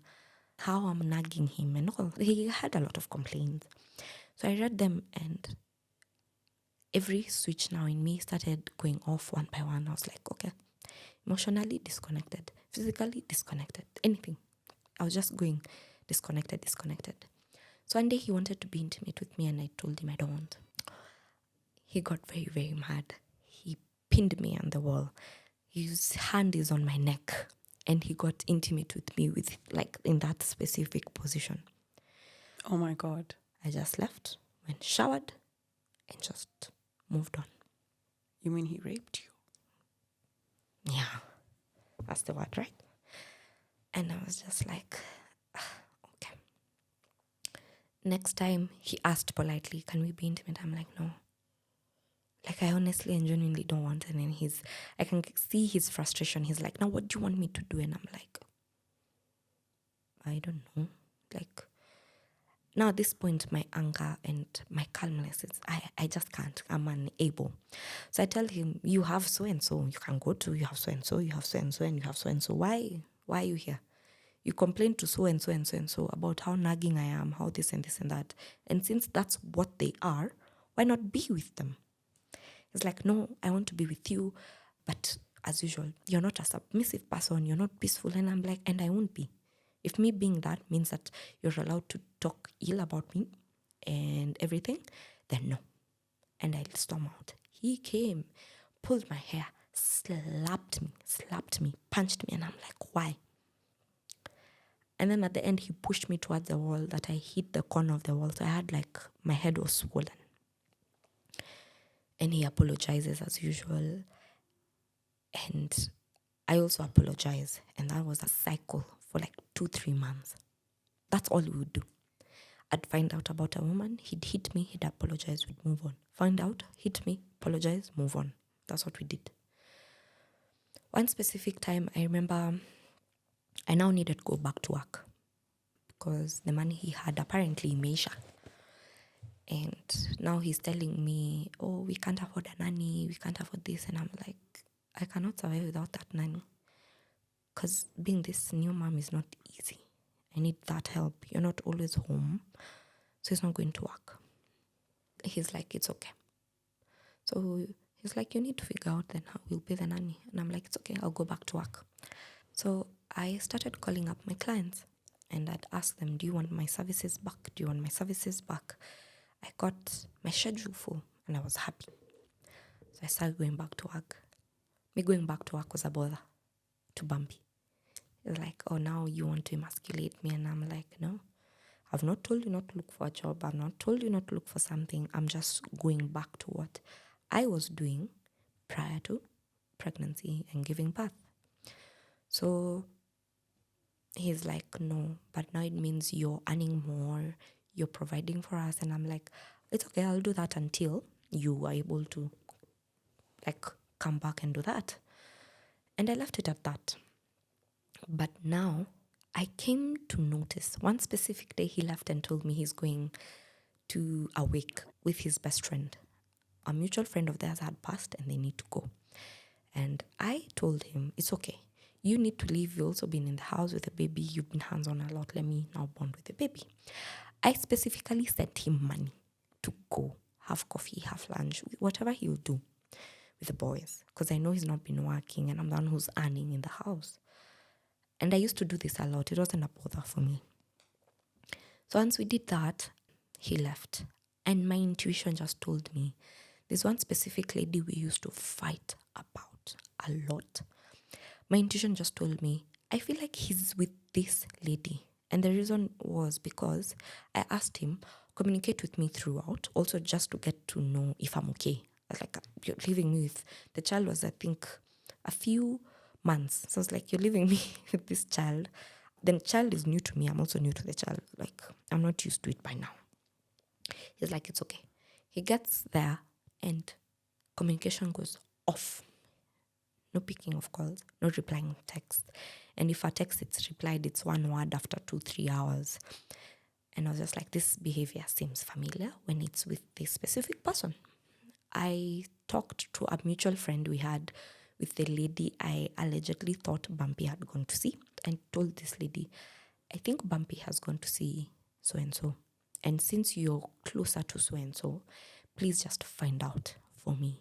You'll just have done me a solid one, because I've been thinking of leaving this marriage and I'm just looking for strong reasons why. So this would be among them. She's like, sure, bet. She finds the information and she actually was sent a video of Bumpy in that woman's house, seated on her bed. I was sent. I saw it and I was like, okay, this is interesting. Kept quiet.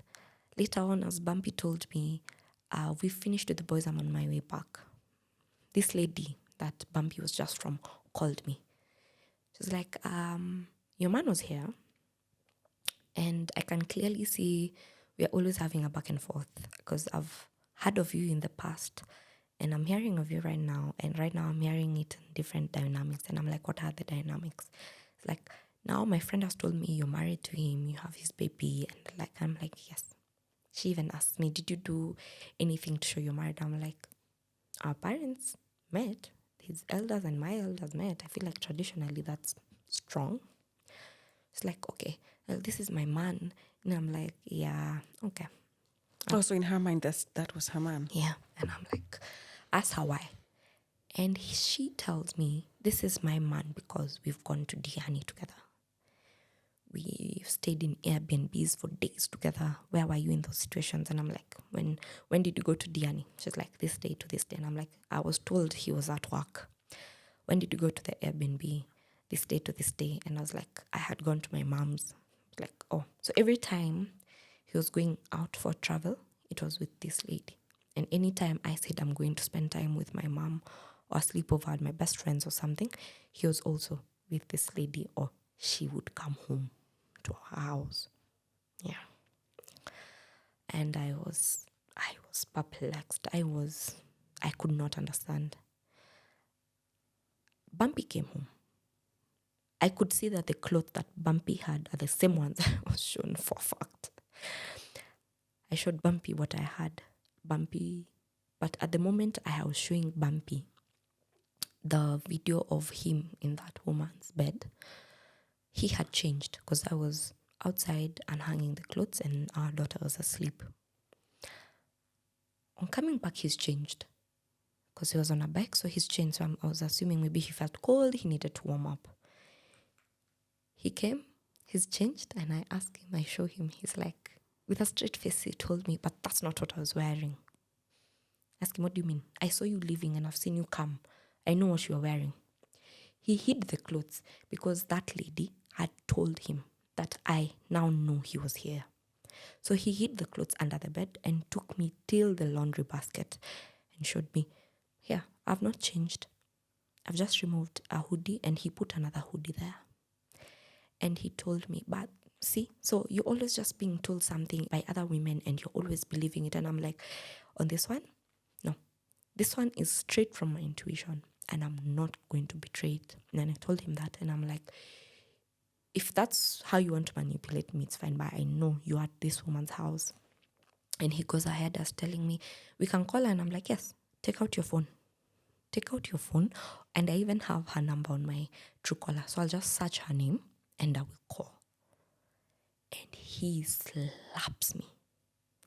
Not once, not twice, not thrice. It's just a series of slaps. And I'm like, why? I'm screaming at this point. The moment he hears me screaming, he closes the door and hides the keys. So I'm screaming. I'm like, why are you slapping me? He's like, because you're always letting other women tell you your insecurities have led us to this point. And I'm like, what insecurities? And he tells me, you're insecure about your new body, your tummy, you have stretch marks. And I'm like, so do the women you are with. There's no woman living here that does not have stretch marks. We grow. We are moving. We are evolving. We come with stretch marks. You also have stretch marks. So why? No, you're just jealous. You have a lot of insecurities. And I'm like, no, Bumpy. Did you ever tell him that you have insecurities? Not that it matters, honestly, but like, did you? I did. The first time I got my baby, I told him I'm not used to my new size. And you're actually so petite. You're literally like a size 6, right? 6 or 8? Actually, now I'm 10, 12. Okay, yeah, but you're still very slim. Tight. Yeah. So prior, I was 4'6". I was a size 4'6", and now I'm up to 10, 12. It's something I was not used to. I didn't know what to do with a curvy body. I hope you know you look so good. Yes, Sophia. now I do. Thank you very look much. So like my dream body is a size 10. What? So I didn't know what to do with a small waist and a bum and hip. I didn't know how to dress it. I didn't know where to begin. And for the longest part, it wasn't because, not that I didn't know, it's because my husband that was supposed to validate, or I feel was supposed to validate my after pregnancy body, did not. Instead, he really body shamed it. It was, your stretch marks don't look good. They're too dark. Your tummy is way too dark than the rest of your body. Oh, those clothes are now way too tight. You can't do this, you can't do that. It was always something I couldn't do. My body was never the right body. However, the women he complimented and chose to be with were bigger, way bigger, which didn't make sense. So in my head, for the longest time throughout that marriage, I always compared and tried to fit in to this specific woman Bumpy had gone to see. That's what I tried to do. Dress, talk, act, everything. I really tried to be that in my mind. Maybe he'll see me. He didn't. So this day he's hit me, he's closed the door. And I'm like, I just can't take this anymore, Bumpy. This is just way too much. It's always something. If I tell you about something you're doing, it's always me. I'm not a peaceful wife. I'm insecure. I'm listening to other people. And I'm like, no. So that day he hit me, it was the first time I told my best friend that Bumpy hit me. My best friend was like, was it the first time? It wasn't the first time, but I told her yes. I was so ashamed. I was filled with guilt, shame, and anger. My best friend is like, maybe talk to him and see what's going on.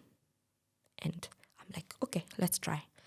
So I Googled how to ask submissively talk to your husband so that he can just talk to me without the anger, without the heating. I went, spoke to him. He said something outrageous, of course, and I went crazy. I'm also talking back. He's hit me. Makia was hit last night. Today's another night. I'm being hit again. And I for the first time, I just told Bumpy that, honestly, Bumpy, eventually, we are going to get divorced. He's like, no, you have a child of this compound. You will never leave this compound. And I was like, yeah, okay. So I asked him, what happens to the children of that you, sire, that are from this family and this compound. And I was like, your other child is your child. Oh, yes, there was the lady with the birth certificate. So it was his child? It was his child. And you knew this? Yes. Okay. So she did a DNA test that I paid for. Oh, my God. So she was pregnant, yes. And the other Did his mom know? No. Okay. There was also the baby mama. So I was like, oh, yes. You've been having children and they're not in this compound. And I feel like the moment they're not in this compound, they're suddenly doing well. So what again are you going to be telling me? He went crazy. He punched me. At this moment, I was punched in my ribs and I could feel I'm not breathing. And I could feel like I'm tasting blood in my mouth. And I'm like, what's going on? By the time I'm processing this, he slapped me. He's pulled my hair. He's banged me on the wall. I can hear my daughter scream and I'm like, Bumpy, our daughter is screaming because you're making me scream. Have some decency. And he's like, I don't care. I really don't care. You're here disrespecting me, disrespecting this household, disrespecting our marriage just because of some women. And I'm like, wow. It was never him. He was never at fault. It was always me. And I was hit. And by the time he was going to now get my daughter because she was crying, I was not bleeding. My eyelid had swollen because I had banged myself on the wall. My rib felt like it was broken because I could taste blood in my mouth. Like I had blood in my mouth. And I just sat down where he left me and I was crying and I was asking myself honestly, why? 2 days went by, I couldn't go to work. How am I going to explain to my clients, why is my lip busted? Why is my nose swollen? Why is my eyelid? I don't have an explanation. Plus, I'd been lying so many times to my clients about the bruises I have. It now felt like my clients are just going to suspect me now. I stayed home for a week. I lost clients during that week because they could not understand the inconsistency. I couldn't tell them of the inconsistency. There are some clients that are really concerned and really called and could not hang up until I told them the truth. They would tell me, it's okay, I'll call you later when your husband is not around. And I want you to tell me what's going on. Oh, my God. Yes. Whew. And I had 2 clients that were like, you know what? It's okay, I'll give you this month off. And it was under the condition, you need to leave. I want by the next month, you're done and you've left. And I'm like, okay. I was like, okay. I told my best friend of now everything. One day I just sat down and I told her of the threesomes, of all the heating and everything. And she's like, you can't do this. You have a daughter. It can go on. And I was like, yes. But every time I said, yes, it's true, it can go on, I still stayed in that marriage. Made no sense. That day I was hit. Week 1, I'm not going to work. After that, it got to a point where he would not allow me to leave the compound with my daughter. Whether I'm going to the shop, no. It got to a point, if he wanted to talk to me and he thought the conversation would get heated, he'd take our daughter to the mom to hold our daughter. And it was crazy. He'd come home, Bumpy would come to the house, we'd talk. He'd hit me. I had to be hit and then go back to his mom, take my daughter as though I've not been hit. This is okay. We were just talking. It was normal marital stuff. And go back to the house, now breastfeed my daughter while crying. So after some time, I got a nanny, of course. One day, my nanny is there. And a few weeks after my nanny was home, I had lost my phone visiting my best friend. It was snatched by one of the Buddha guys. So I'm using a kabambe, the small button phone that we always use. And I think somebody, probably a wrong number, texted me, "Hi dear." And there were very many hi dears like under that number. It wasn't a saved number because I didn't know who it was. So he saw it. I'm in the shower. He's opened the door. He's like, "Oh, These people who are texting you, hi dear, are the ones that are making you here always question me. And these women that I'm always telling you there's nothing to worry about. Is this the reason? They wouldn't even text you anything decent in this time. I'm like, what are you even talking about? What's hi dear? Or who's texted that? I don't know anything about it. He tells me there's a number here that has texted you hi dear so many times. And I'm like, I have nothing to do with that. I don't know who that is. Because I have nobody who texts me hi dear. And he doesn't believe me. He yanks me out of the bathroom. And he's like, you need to explain this hi dear. Is this the reason why you'd sit down and tell me you want to get divorced and eventually we will? I'm like, no, the reason we get divorced is because of you, your anger, and you constantly hitting me. He's like, yeah, if you are peaceful and if you are submissive, I wouldn't need to be hitting you. You have anger issues. And I'm like, okay. I just said, okay. He got mad. He started hitting me. I'm wrapped in a towel at that time. He's hit me. He's thrown the kabambe towards my face. He's like, you and this are my ideas. These are your options. And I'm like, I have no options. Honestly, there's nothing I'm doing wrong. And I don't know the idea who it was. And I'm apologizing. I'm sorry if it offended you. At that time, I don't even know who it is. I don't even know what he's talking about. That went. We slept. I woke up. I'm not going to work. I'm weak too. No work. My nanny has come. I've already started winning my baby. And my nanny asks, Mama so-and-so, mtoto atakula nini? And I'm like, can do pumpkin, this and that for like asubuhi, and then try something else. Try some porridge, like I've just explained. And then Bumpy comes from the bedroom. He's like, you, Madam, hi dear. And I'm like, what? And I'm like, you need to let that go because I have no idea who that is. And he pulls me from where I was seated and pins me to the wall and slaps me and punches my tummy. Where he's holding me, I bit his hand for him to let go. And I rushed out and I was screaming in the compound. He immediately took our daughter to the mom like he always does. And I'm like, you know what? I want to leave. I actually want to leave today. I want to leave this marriage. I'm done. And he's like, you can go, but leave my daughter. And I'm looking at him. The daughter he's saying for me to leave is 4 months old. 4.5 at most. So I'm asking him, leave my daughter, how? She's a breastfeeding baby. You don't even breastfeed, you pump that milk and you go to work and meet those people who write text messages for you like saying hi dear. And I'm like, are you going to base this whole conversation on hi dear from somebody I don't know? And like, those are your options. I don't care. You want to leave, go. Leave my child. And I'm like, I just pushed through him. I went upstairs and to the mom and was trying to take my daughter. As I was trying to take my daughter from my mom-in-law, I would see her turn around for me not to access my daughter and take her from her arms. And I just looked at her and I'm like, I asked, are you turning so that I don't take my daughter? It's like, no, you know you're angry. And I'm like, what does that anger have to do with my child? This is my child. I gave birth to this child. I want to leave this marriage and I want to live with my child.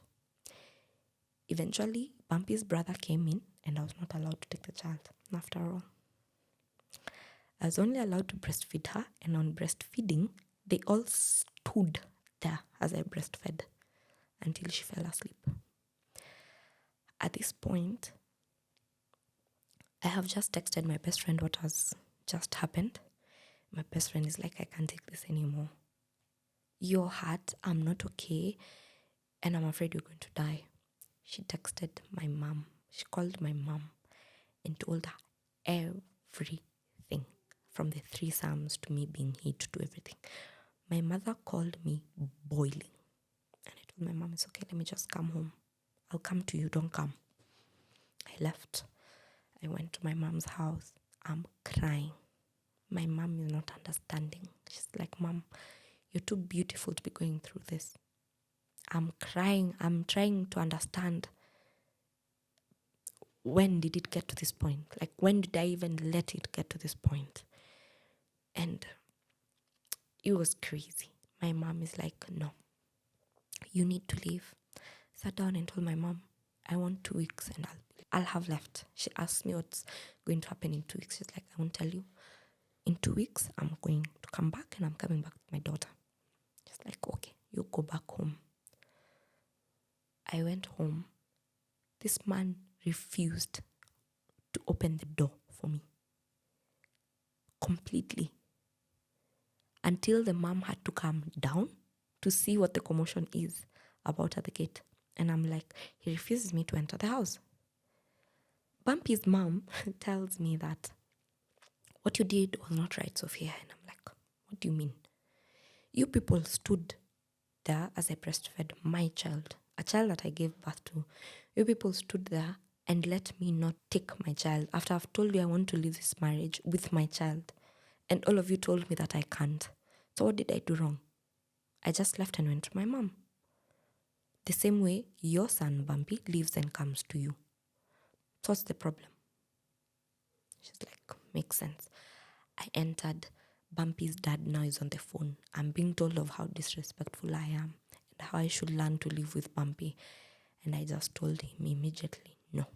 Before you take a phone, call me and tell me I'm being disrespectful. Ask your boy what he specifically did. Ask for the real story, not this surface story that he tells you that tumejibishana, we've had an argument. No. Tell him to tell you exactly what he did. And he's like, he's told me. And I'm like, if he told you, I don't think you'd be telling me I'm disrespectful. And I specifically told the dad, I want to leave this compound. Same way I came, I have free will to live with my child. The dad does not live within a country. He lives in another country, works there. So he's like, you are not allowed to leave that house until I come back. He wants to come back in another 3 weeks. That's all. The only time he's allowed to take an off. In my head, I'm like, no. On the phone call, I said, that's okay. I'll wait. My mom has called my uncles that played the role of my dad, told them of the ordeal. My one specific uncle called Bumpy and he's like, you know what? This thing is going to get to cop level real fast. So you either need to figure it out with Sophia or the cops are going to get involved. This also uncle calls me and tells me, just work it out. And I'm like, there's nothing workable here. This man is just insane. Bumpy hears and sees that actually this thing has hit the fan. So we've gone to this store, we are talking, and he's calmed down. He wants to reason. And he now asks me, do you want your mom to take me to the cops? And I'm like, yeah. Yes, I do. Because you, your mom, your dad, your brother, everyone is okay with how you act. Everyone does not see as though you are on the wrong. Instead, it's me who's on the wrong.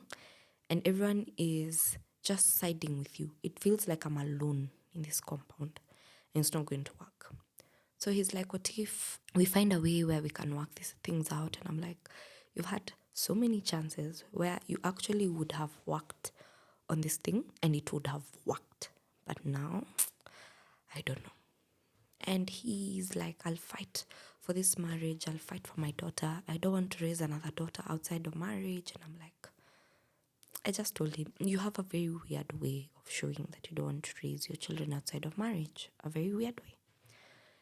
And that conversation just ended there. Because he would see, like, he's talking to a different person, a person who is thinking on their own, not what he was used to, and a person who is okay reporting their husband and the father of their child. So we go to the house. He's seeming nicer. He's made dinner, or rather he's making dinner. He's asking me, do I bring the child? Do you want to breastfeed? Do you want some time out? The likes. And I'm just like, no, just give me my child. I'll be fine. At this point, I feel like even the food he's serving me, he's about to poison me. It just feels off because he's from hitting me and not allowing me to enter the house to now being nice. It makes no sense. And it got to a point that same night, my mom and his mom had to come to our house to talk to us because, again, the arguments had started. The heating was again there. At night. Yes.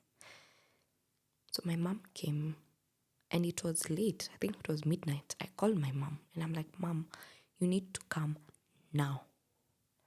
And Mama Bumpy, as usual, is like, this is marriage. It's the first year. It's going to be bumpy, of course, and it's going to be rough. They just need to figure out a few things. She's also explaining that even her, she had to persevere some few things in marriage to be happy. And I'm looking at her and I'm like, that's not how it goes. Why is it that specifically when you leave a situation that's not working for you, especially if it's marriage, suddenly it's not good. It's because you're newlyweds. You're going to get over it. Why? Why do I need to go through it at all? Is what I asked. And my mom was also like, no, if she wants to leave, she wants to leave because that's what she wants. And then at that point when our parents were talking, my mom started to side with Mama Bumpy. I was looking at my mom like, Mom, what the hell are you doing? Why are you siding with her? And she just tapped me to chill. So the moment she tapped me, I just knew maybe she had a plan. So I just trusted her. So they've convinced me that let's work through this and all. And that's the narrative that was left in that room, that we're all going to persevere. You see. And then my mom was like, when I get home, I'll call you. And Bumpy actually escorted my mom till her house because she didn't live far away from us. And my mom got home, and as Bumpy was on the way back, she called and was like, Mom, don't listen to any of that shit I just said right there. Just know that if you say we're leaving tomorrow, I'm there. I don't care. I'm there. I just wanted her to stop talking and for her to stop making you feel like you're the problem or marriages have to be like this. And I was like, phew, because I thought for a minute you're siding with these people. Like, of course I wouldn't. And that was that. So my mom now waited for me. My best friend waited eagerly for the day that I texted her, I've left, honestly. And we didn't speak all through, like the 2 weeks we didn't speak until the day that I left that I texted her. So after my mom has told me that, I'm now calm. I've now gone back to the house. Bumpy has come back and is like, I'm sorry that this is what it had to get to. Let's figure it out. And I just look at it and I'm like, okay. I take my child, I go to bed. He didn't sleep on the bed that day. He slept on the sitting room. The morning I woke up and I was just like, let me ask why he slept here. And he's like, I feel like our matrimonial bed should be just for us when we are happy. Because we are not happy, we are not in good terms, there's no need. And I was like, oh, okay. My nanny came again. I received her well. She came. My daughter at this point has now started to recognize her. So she sees the nanny and she's all now bubbly and all. And that day again, still not going to work. So I'm still healing from my wounds. But the face wounds that I had have healed. Now my rib is on, that's a bit painful. You can see I'm struggling to sit or stand up and the likes. So my nanny comes, she asks me what to make for the daughter, what I would want to eat. She serves me. She never served my hubby. So she would now ask me, Mama Nani, uta serve Baba Nani? I'm like, sure. I get up, serve, like that. So on this time, he received a phone call from a lady because he put it on speaker. And the conversation did not go as he expected to because he was trying to build a slate of transparency. But that lady sounded as though that there was like a hidden agenda they were talking about. So after the phone call, he was seated trying to explain to me why it sounded odd. And I was like, okay. Then he'd leave my phone. He'd always tell me to go through his phone. It became like almost daily. Just go through my phone. Don't assume I'm texting people, like things like that. So I never did when he said I should. So one day I went through his WhatsApp and I'm like, it's too clean. I think I was so used to him doing something. So it was too clean. And I was like, oh, maybe he has actually just learned his lesson. So I just started maybe getting into the idea of he's learned his lesson. We're still in week 1 of me saying, remember I said I want 2 weeks, then I'll leave. So this is week 1, it's about to end.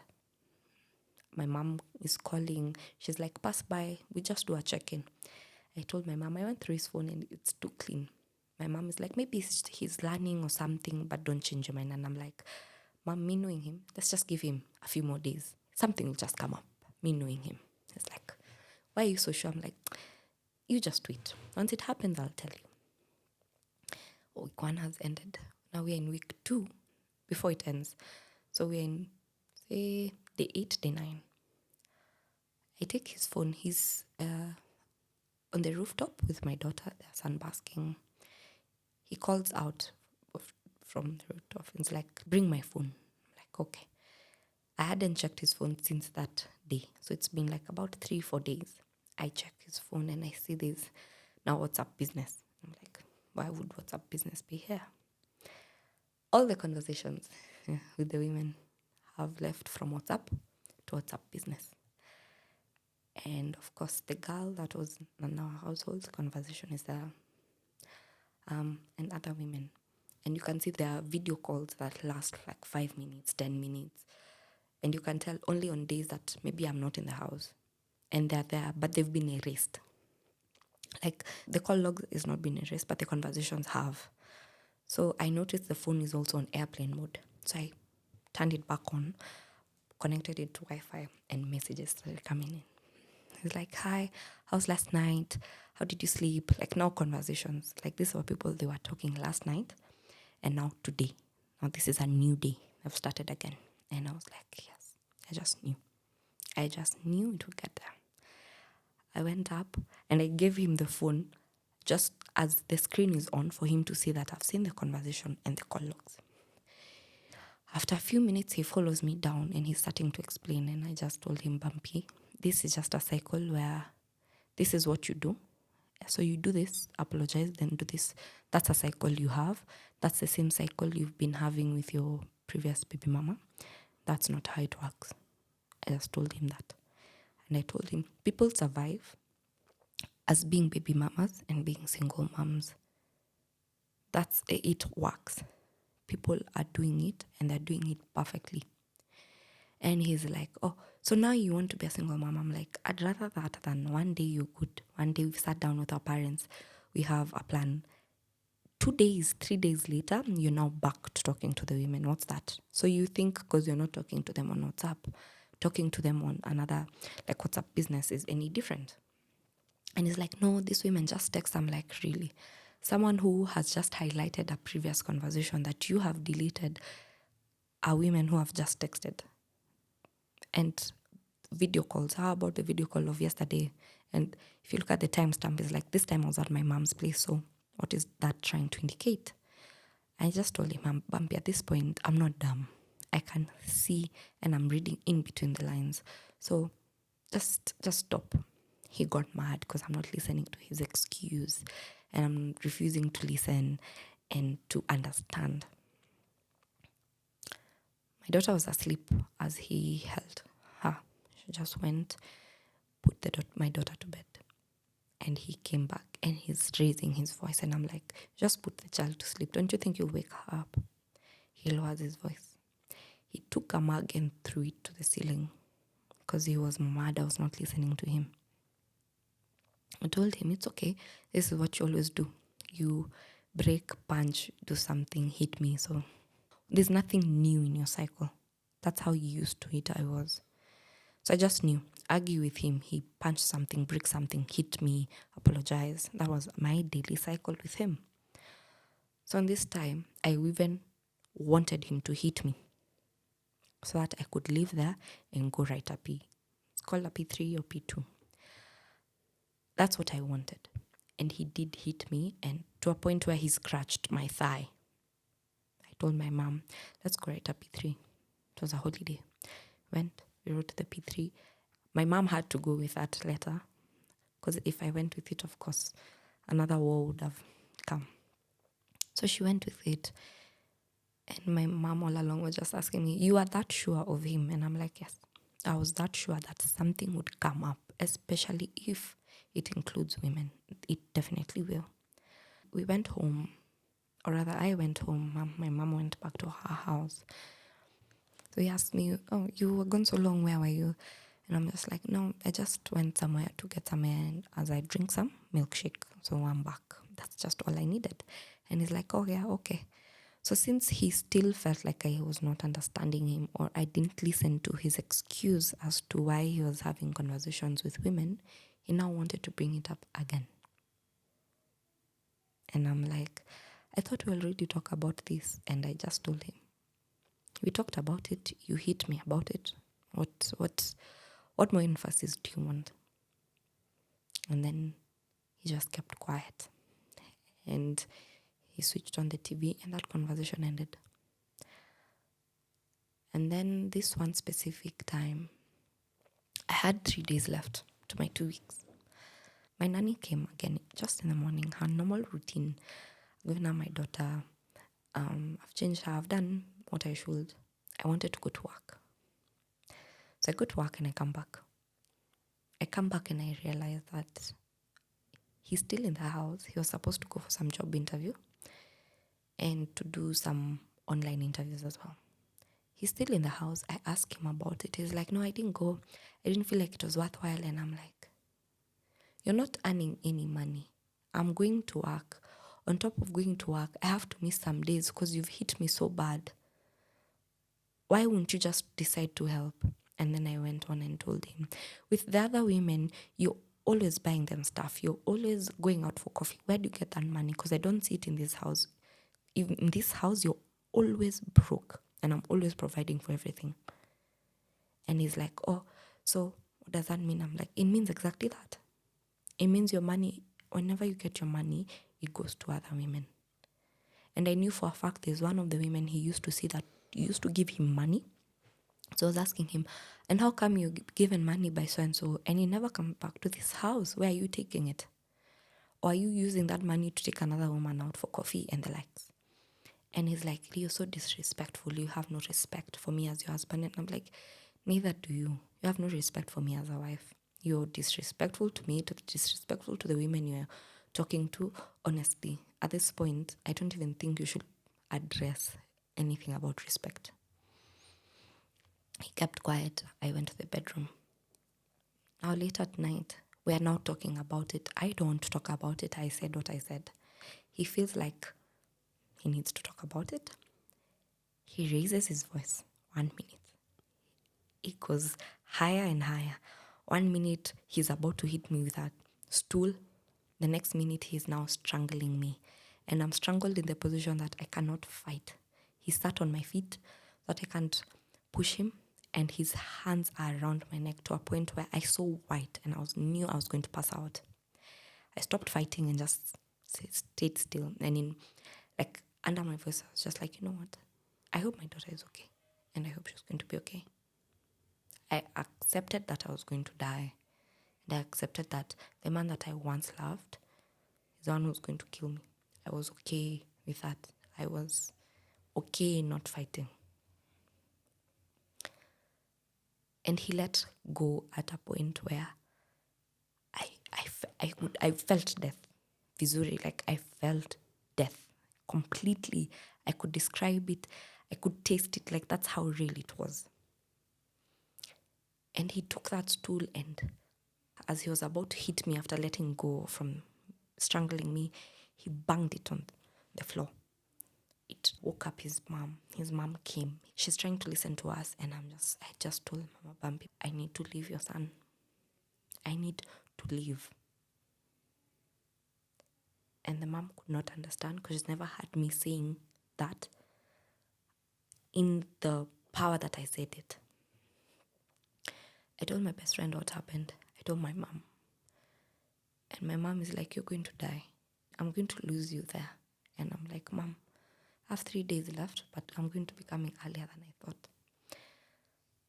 And that happened to the weekend. That happened. Sunday came. Monday, I was always off on Mondays. I pretended I had a new client that was just within where we lived. And then I dressed up, carried my bag like I'm going to work. My mom was ready, my uncles were ready, my auntie was ready. Went to the cops. And I told the cops that I want to leave an abusive marriage. But my husband, the mom, would not let me. And they would not let me live with my child.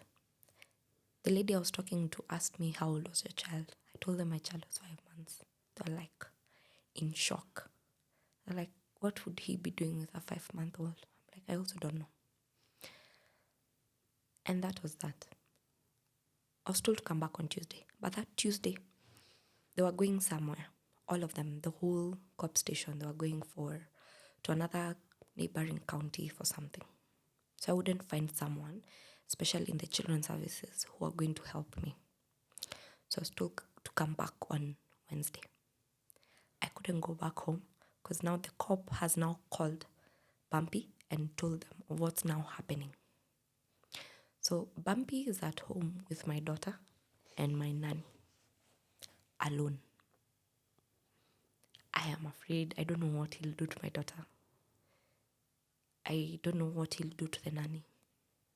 The nanny called me and told me she's about to leave and I'm not yet home. And I told her to pass by my mom's because she knew where my mom lived. She'd seen me being beaten. She knew exactly what was going on. So I told her, you just continue going until the day I will come with cops to take my daughter's things, my things, and we go. So I had told her to ensure that all my daughter's things are always clean and like kept vizuri, just in case anything happens, it's just going. She's like, sure. And now she'd update me. She'd get home and then she'd tell me, my baby is fine. Of course, she's fussy because she's not breastfed. Me on my end, my boobs are solid raw because I'm still breastfeeding. I left with nothing, not a pump, not anything. So they are like hard. And I was constantly crying because I'm worried for my daughter. I'm also worried for my own self because I don't know what he's going to do at this point. So we are summoned. We are there Wednesday morning. We go and our parents are outside and we have to enter a specific room and we are talking. And for some reason, the gentleman who was listening to our case just said, nyinyi, watu wawili kwa blanketi mkishikana, yenyu ni mapenzi tu mtarudiana. Like that man just said, you two have been together. People who sleep on the same bed, you never know anything about them. You're just young and you just seem like you're in love. So this is just a rough patch, you'll get back together. This is a cop. Yes. And I just told the cop, that's okay. Until that day, that's fine. For now, we are here. This is what I want. So he's trying to listen to our stories because that's how it goes. He speaks, I speak. He speaks, I speak. And all through, I can just hear him saying, oh, it's because I don't want to listen. I'm refusing to be submissive. I don't want to be peaceful. It's because of my insecurities. But overall, I'm just in love with him. And this is just a rough patch. That's what he says, not bumpy. And I agree. And I'm like, you know what? It's okay. So I asked him, all those times you hit me, it's because you loved me, right? All those times you left our home with knowing that you're supposed to be somewhere, trying to get a job or doing something, but instead you're in a woman's house. That was also because you loved me. I asked him, all those times you are talking ill about me to another woman to gain their favor, I'm guessing that's also because you loved me. Every time you did not acknowledge that I had your child and acknowledge your child, it's also because you loved her way too much, right? So I just told the gentleman, the cop, our child is 5 months. I want to leave him and I want to live with my child. And I think for a moment he just saw how done I was because I was not arguing about anything. I was just like, it's okay. So he agreed. I was given my child. There was a form that had to be signed that I was primary custodian. I had 100% custody of my child. And there was somewhere else that needed to be signed that he also has 100% access to his child. So if he wants to come visit and all that, that's fine. But he specifically told me he wants nothing to do with the child. And I said, it's okay. Either way, I want it written there and we'll sign so that in case of anything, we'll refer to that specific document. Let it not be said, I refuse you to come see your child. We went home to his house with a very big lorry. I took my clothes. I was so done to a point. All the furniture I brought from my small bedsitter, I didn't want any of them. I just took a specific shelf that I loved and I packed everything and I left. My clothes, my baby's clothes. The rest that I left, I was just like, I'll buy others. And we left and we kept quiet. Yes, and 3-4 months later, we got in touch. The reason we got in touch is because of me. I actually called him because he had documents that we forgot to take, the birth notification of my daughter that I forgot to carry on the day I was leaving, which I looked for in the house when I moved back in with my mom and I couldn't find them. And then later on I found out that they're actually there. It's only that my mom put them somewhere different. He asked to come see his daughter. And I was like, just like when we left the cop station, you have access to your daughter. I even asked him, do you want to come see her now? Because I'm off today. And he's like, yes. So he came, gave him directions to where we live now. And he came. My daughter could not recognize his dad at all. The dad was so excited to see the daughter. And the daughter saw him and cried at the top of her lungs. And I had to take her back and I'm like, you can't take her with all that excitement. She's going to be scared. She doesn't know you. She's not familiar with you. He was like, okay. But this man tried. He tried to rekindle what he had with the daughter. But of course, it wasn't happening as fast as he wanted. And then on that day that he came, I noticed my daughter fell ill. She got a very high fever. Okay, she had the fever, but I just assumed maybe it's the change of climate. So I had told him, she's not been feeling well, so don't take how she's acting offensively. She just might be what she's feeling. They bonded in the car, but I had to sit in the car with my daughter because she kept looking behind just to confirm that I was there. And she was okay. He also kept asking, how are you? And I'm like, I'm good. I had to remind him, remember you're here because of the child. Don't bother about how I am. As you can see, I'm fine, right? Good. And then later on, he's like, let's just keep tabs. Then we can try and talk about co-parenting. And I was like, cool. So this one specific day, it was at night, I just texted, your daughter is really unwell. Do you mind picking us up tomorrow morning so that we can take her to hospital? He was like, okay. He came, picked us up. We went to hospital. She had a bacterial infection. So the type of medicine that they needed to give my daughter was injections, and we had to go there for 3 days in a row. It means I had to see this man 3 days consecutively. Would sit in the car like total strangers, just him playing with the daughter on his lap, driving like that. Then fast forward to when it was my daughter's birthday. We're still co-parenting. I had booked birthday photo shoot sessions with my daughter. And I remembered, how about I asked the dad to join in so that once she grows up, she'll have like memories and see that he was in photos and all. So for me, it was just being considerate. And then he came, we had the shoot. And then after, he said he wants to spend the day with the daughter. And I was like, cool. Because the following day was the party. So I had to go buy a few stuff. So I was like, this will take something off my plate. And he's like, before you give me the daughter, how about we first go for lunch, all of us as a family, since it's her birthday? And I'm like, sure. We're there, we've ordered food, and he's like, you know what? I want us to talk. I'm just like, you always have an agenda. Of course, you wouldn't want to have lunch as a family and just be quiet. Like, no, I just want to talk about something. And he's like, it's been so and so months we've been apart. During this month, I've had a lot of self-reflect and talking to you and seeing how my daughter is doing. I don't want to be in her life. And I'm like, that's why we're co-parenting. That's why we are figuring it out. Long story short, we did not come to an agreement. And at the end of that conversation, his specific words were, if that's the case, if we're not going to be getting back together, now or in future, I don't want anything to do with your child. And if anybody asks me, you no longer exist to me, you and your daughter. And I was like, okay.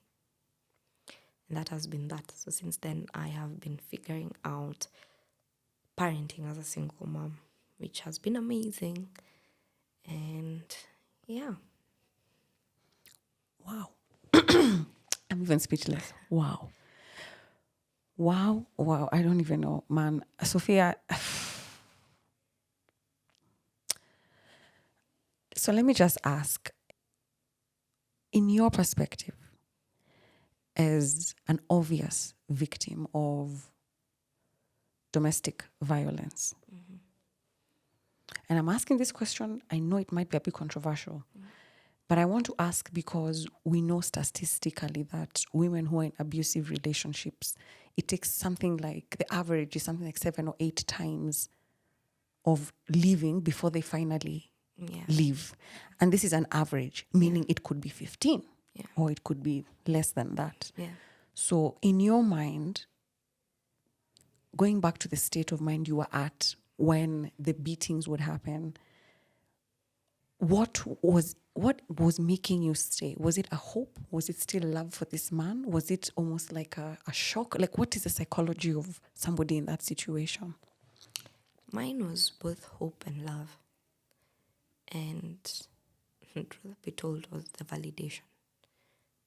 Not having a dad for the longest time, I wanted that manly validation.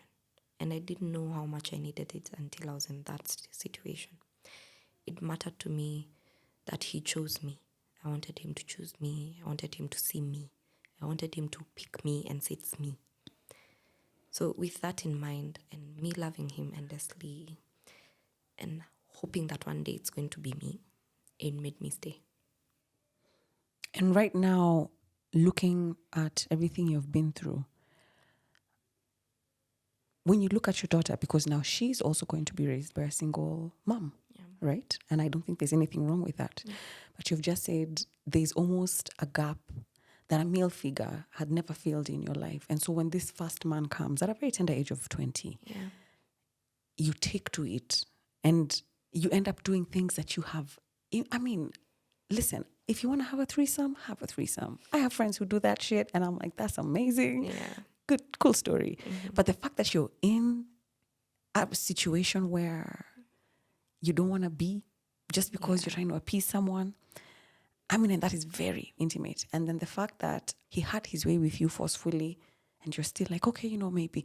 So maybe you don't have the answer for this, but like, what are some of the things that go through your head when you think about your child? Now that I've seen it now with my daughter, being there and the validation I needed and what I went through to get that validation, I know that what I would have wanted not to end up in such a situation would be validation from home. My uncles, now that I'm older, are able to have conversations with me. So I'd feel validated. I'd date somebody and check with my uncle because we're at that level. I just wish such conversations started when I was younger. Because honestly, if they did, and if they were that actively present as they are now, situations would have been different. So knowing that and seeing how important it was, and as much as parenting is trial and error, I'll still try validating the same with my daughter to a point where validation is never something that would get her into a situation, ever. So I'd validate the way she walks, the way she talks. I'd correct it as well. I'd correct things that she does that maybe are not aligning with her, to a point where she is secure in herself. That it doesn't ring that I need somebody else to tell me this. She's just so secure and firm in herself that she knows that she is it. That's the one thing that I would do. if there is a woman right now who's listening to this who is in a similar situation, what would you tell her? That respectfully, it doesn't get better. I know they all say, oh, they change, oh, this happens. No, it does not get better. I've not had 2-3 stories that have gotten better. In fact, it gets worse. So if they hit you once, trust me, it will happen again, and then it will be more intense, and then the apology will be greater than the offense. And then it goes like that. So if this bouquet of sorry was small, the next one will be big and then bigger. That's how it goes. Until the next moment, it's roses on your casket. Yeah. And I do want to also point out that it's usually the most dangerous for the woman when she decides to leave. Yeah. So publicly declaring it to this person is probably not the best way to do it, like you did. And I'm only saying this for anyone who is listening, man or woman. Yes. Because, it could go either way. Yes.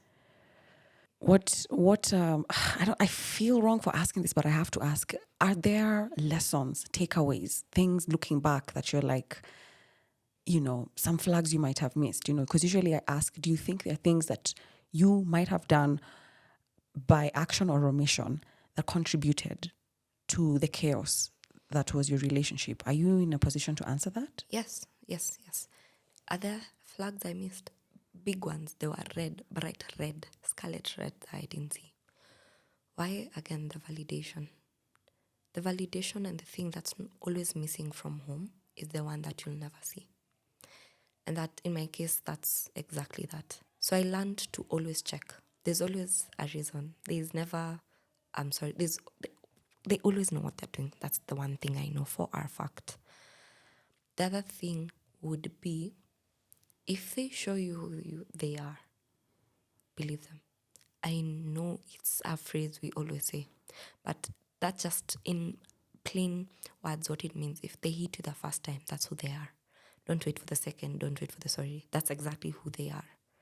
Because there's nothing you can do as a grown person that is not workable, that is not detachable, and there's nothing that can be done that you cannot walk away from.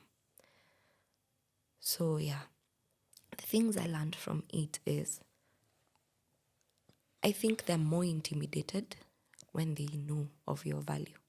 So they will try and minimize and dim you from seeing your value because they know it and they're afraid of it.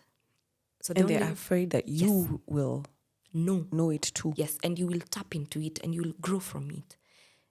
And so if they dim that, you go less. So that's what they did. And now I know I only will want the people who see the value. I want you to tap into a value that I doubted, and that's when it's going to work. Yeah. What hope do you have for your future and even your daughter's future?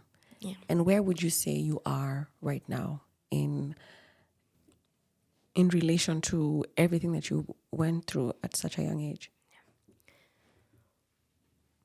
I'm at a good space now. I'm able to talk about it without crying, at least. I'm also at a space where I also know I will not fully blame my partner for what happened. I had a role to play as well. I will now work on things that I know were genuinely not correct, not the ones that I was told are not correct because they wanted to get their way. What I see for myself in the future, I'm guessing relationship-wise?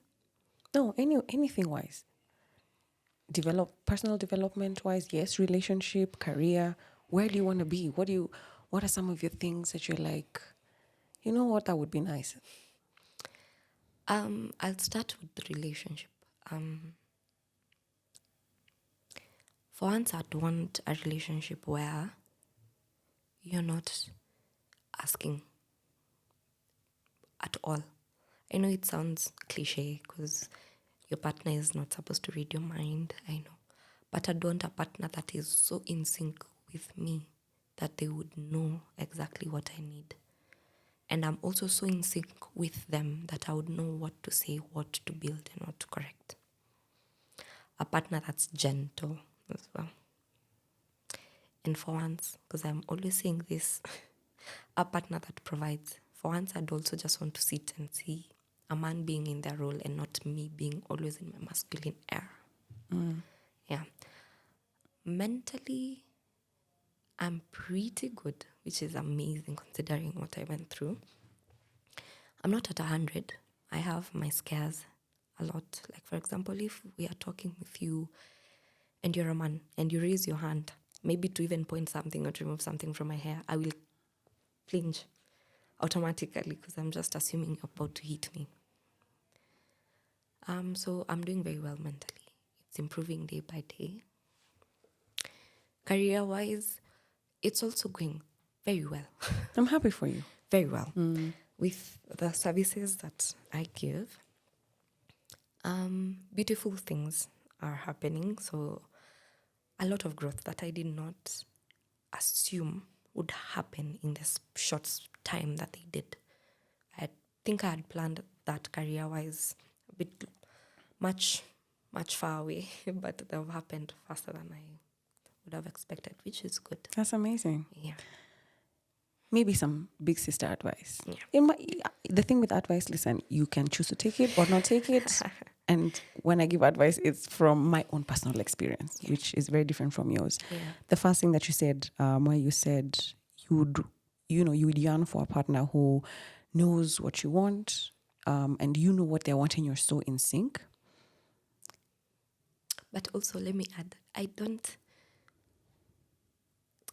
I also want my partner to know that they're not a necessity.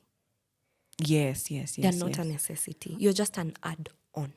It's for you to know. It's not for them. Yes. Yeah. So I'll tell you that's a for you. Yes.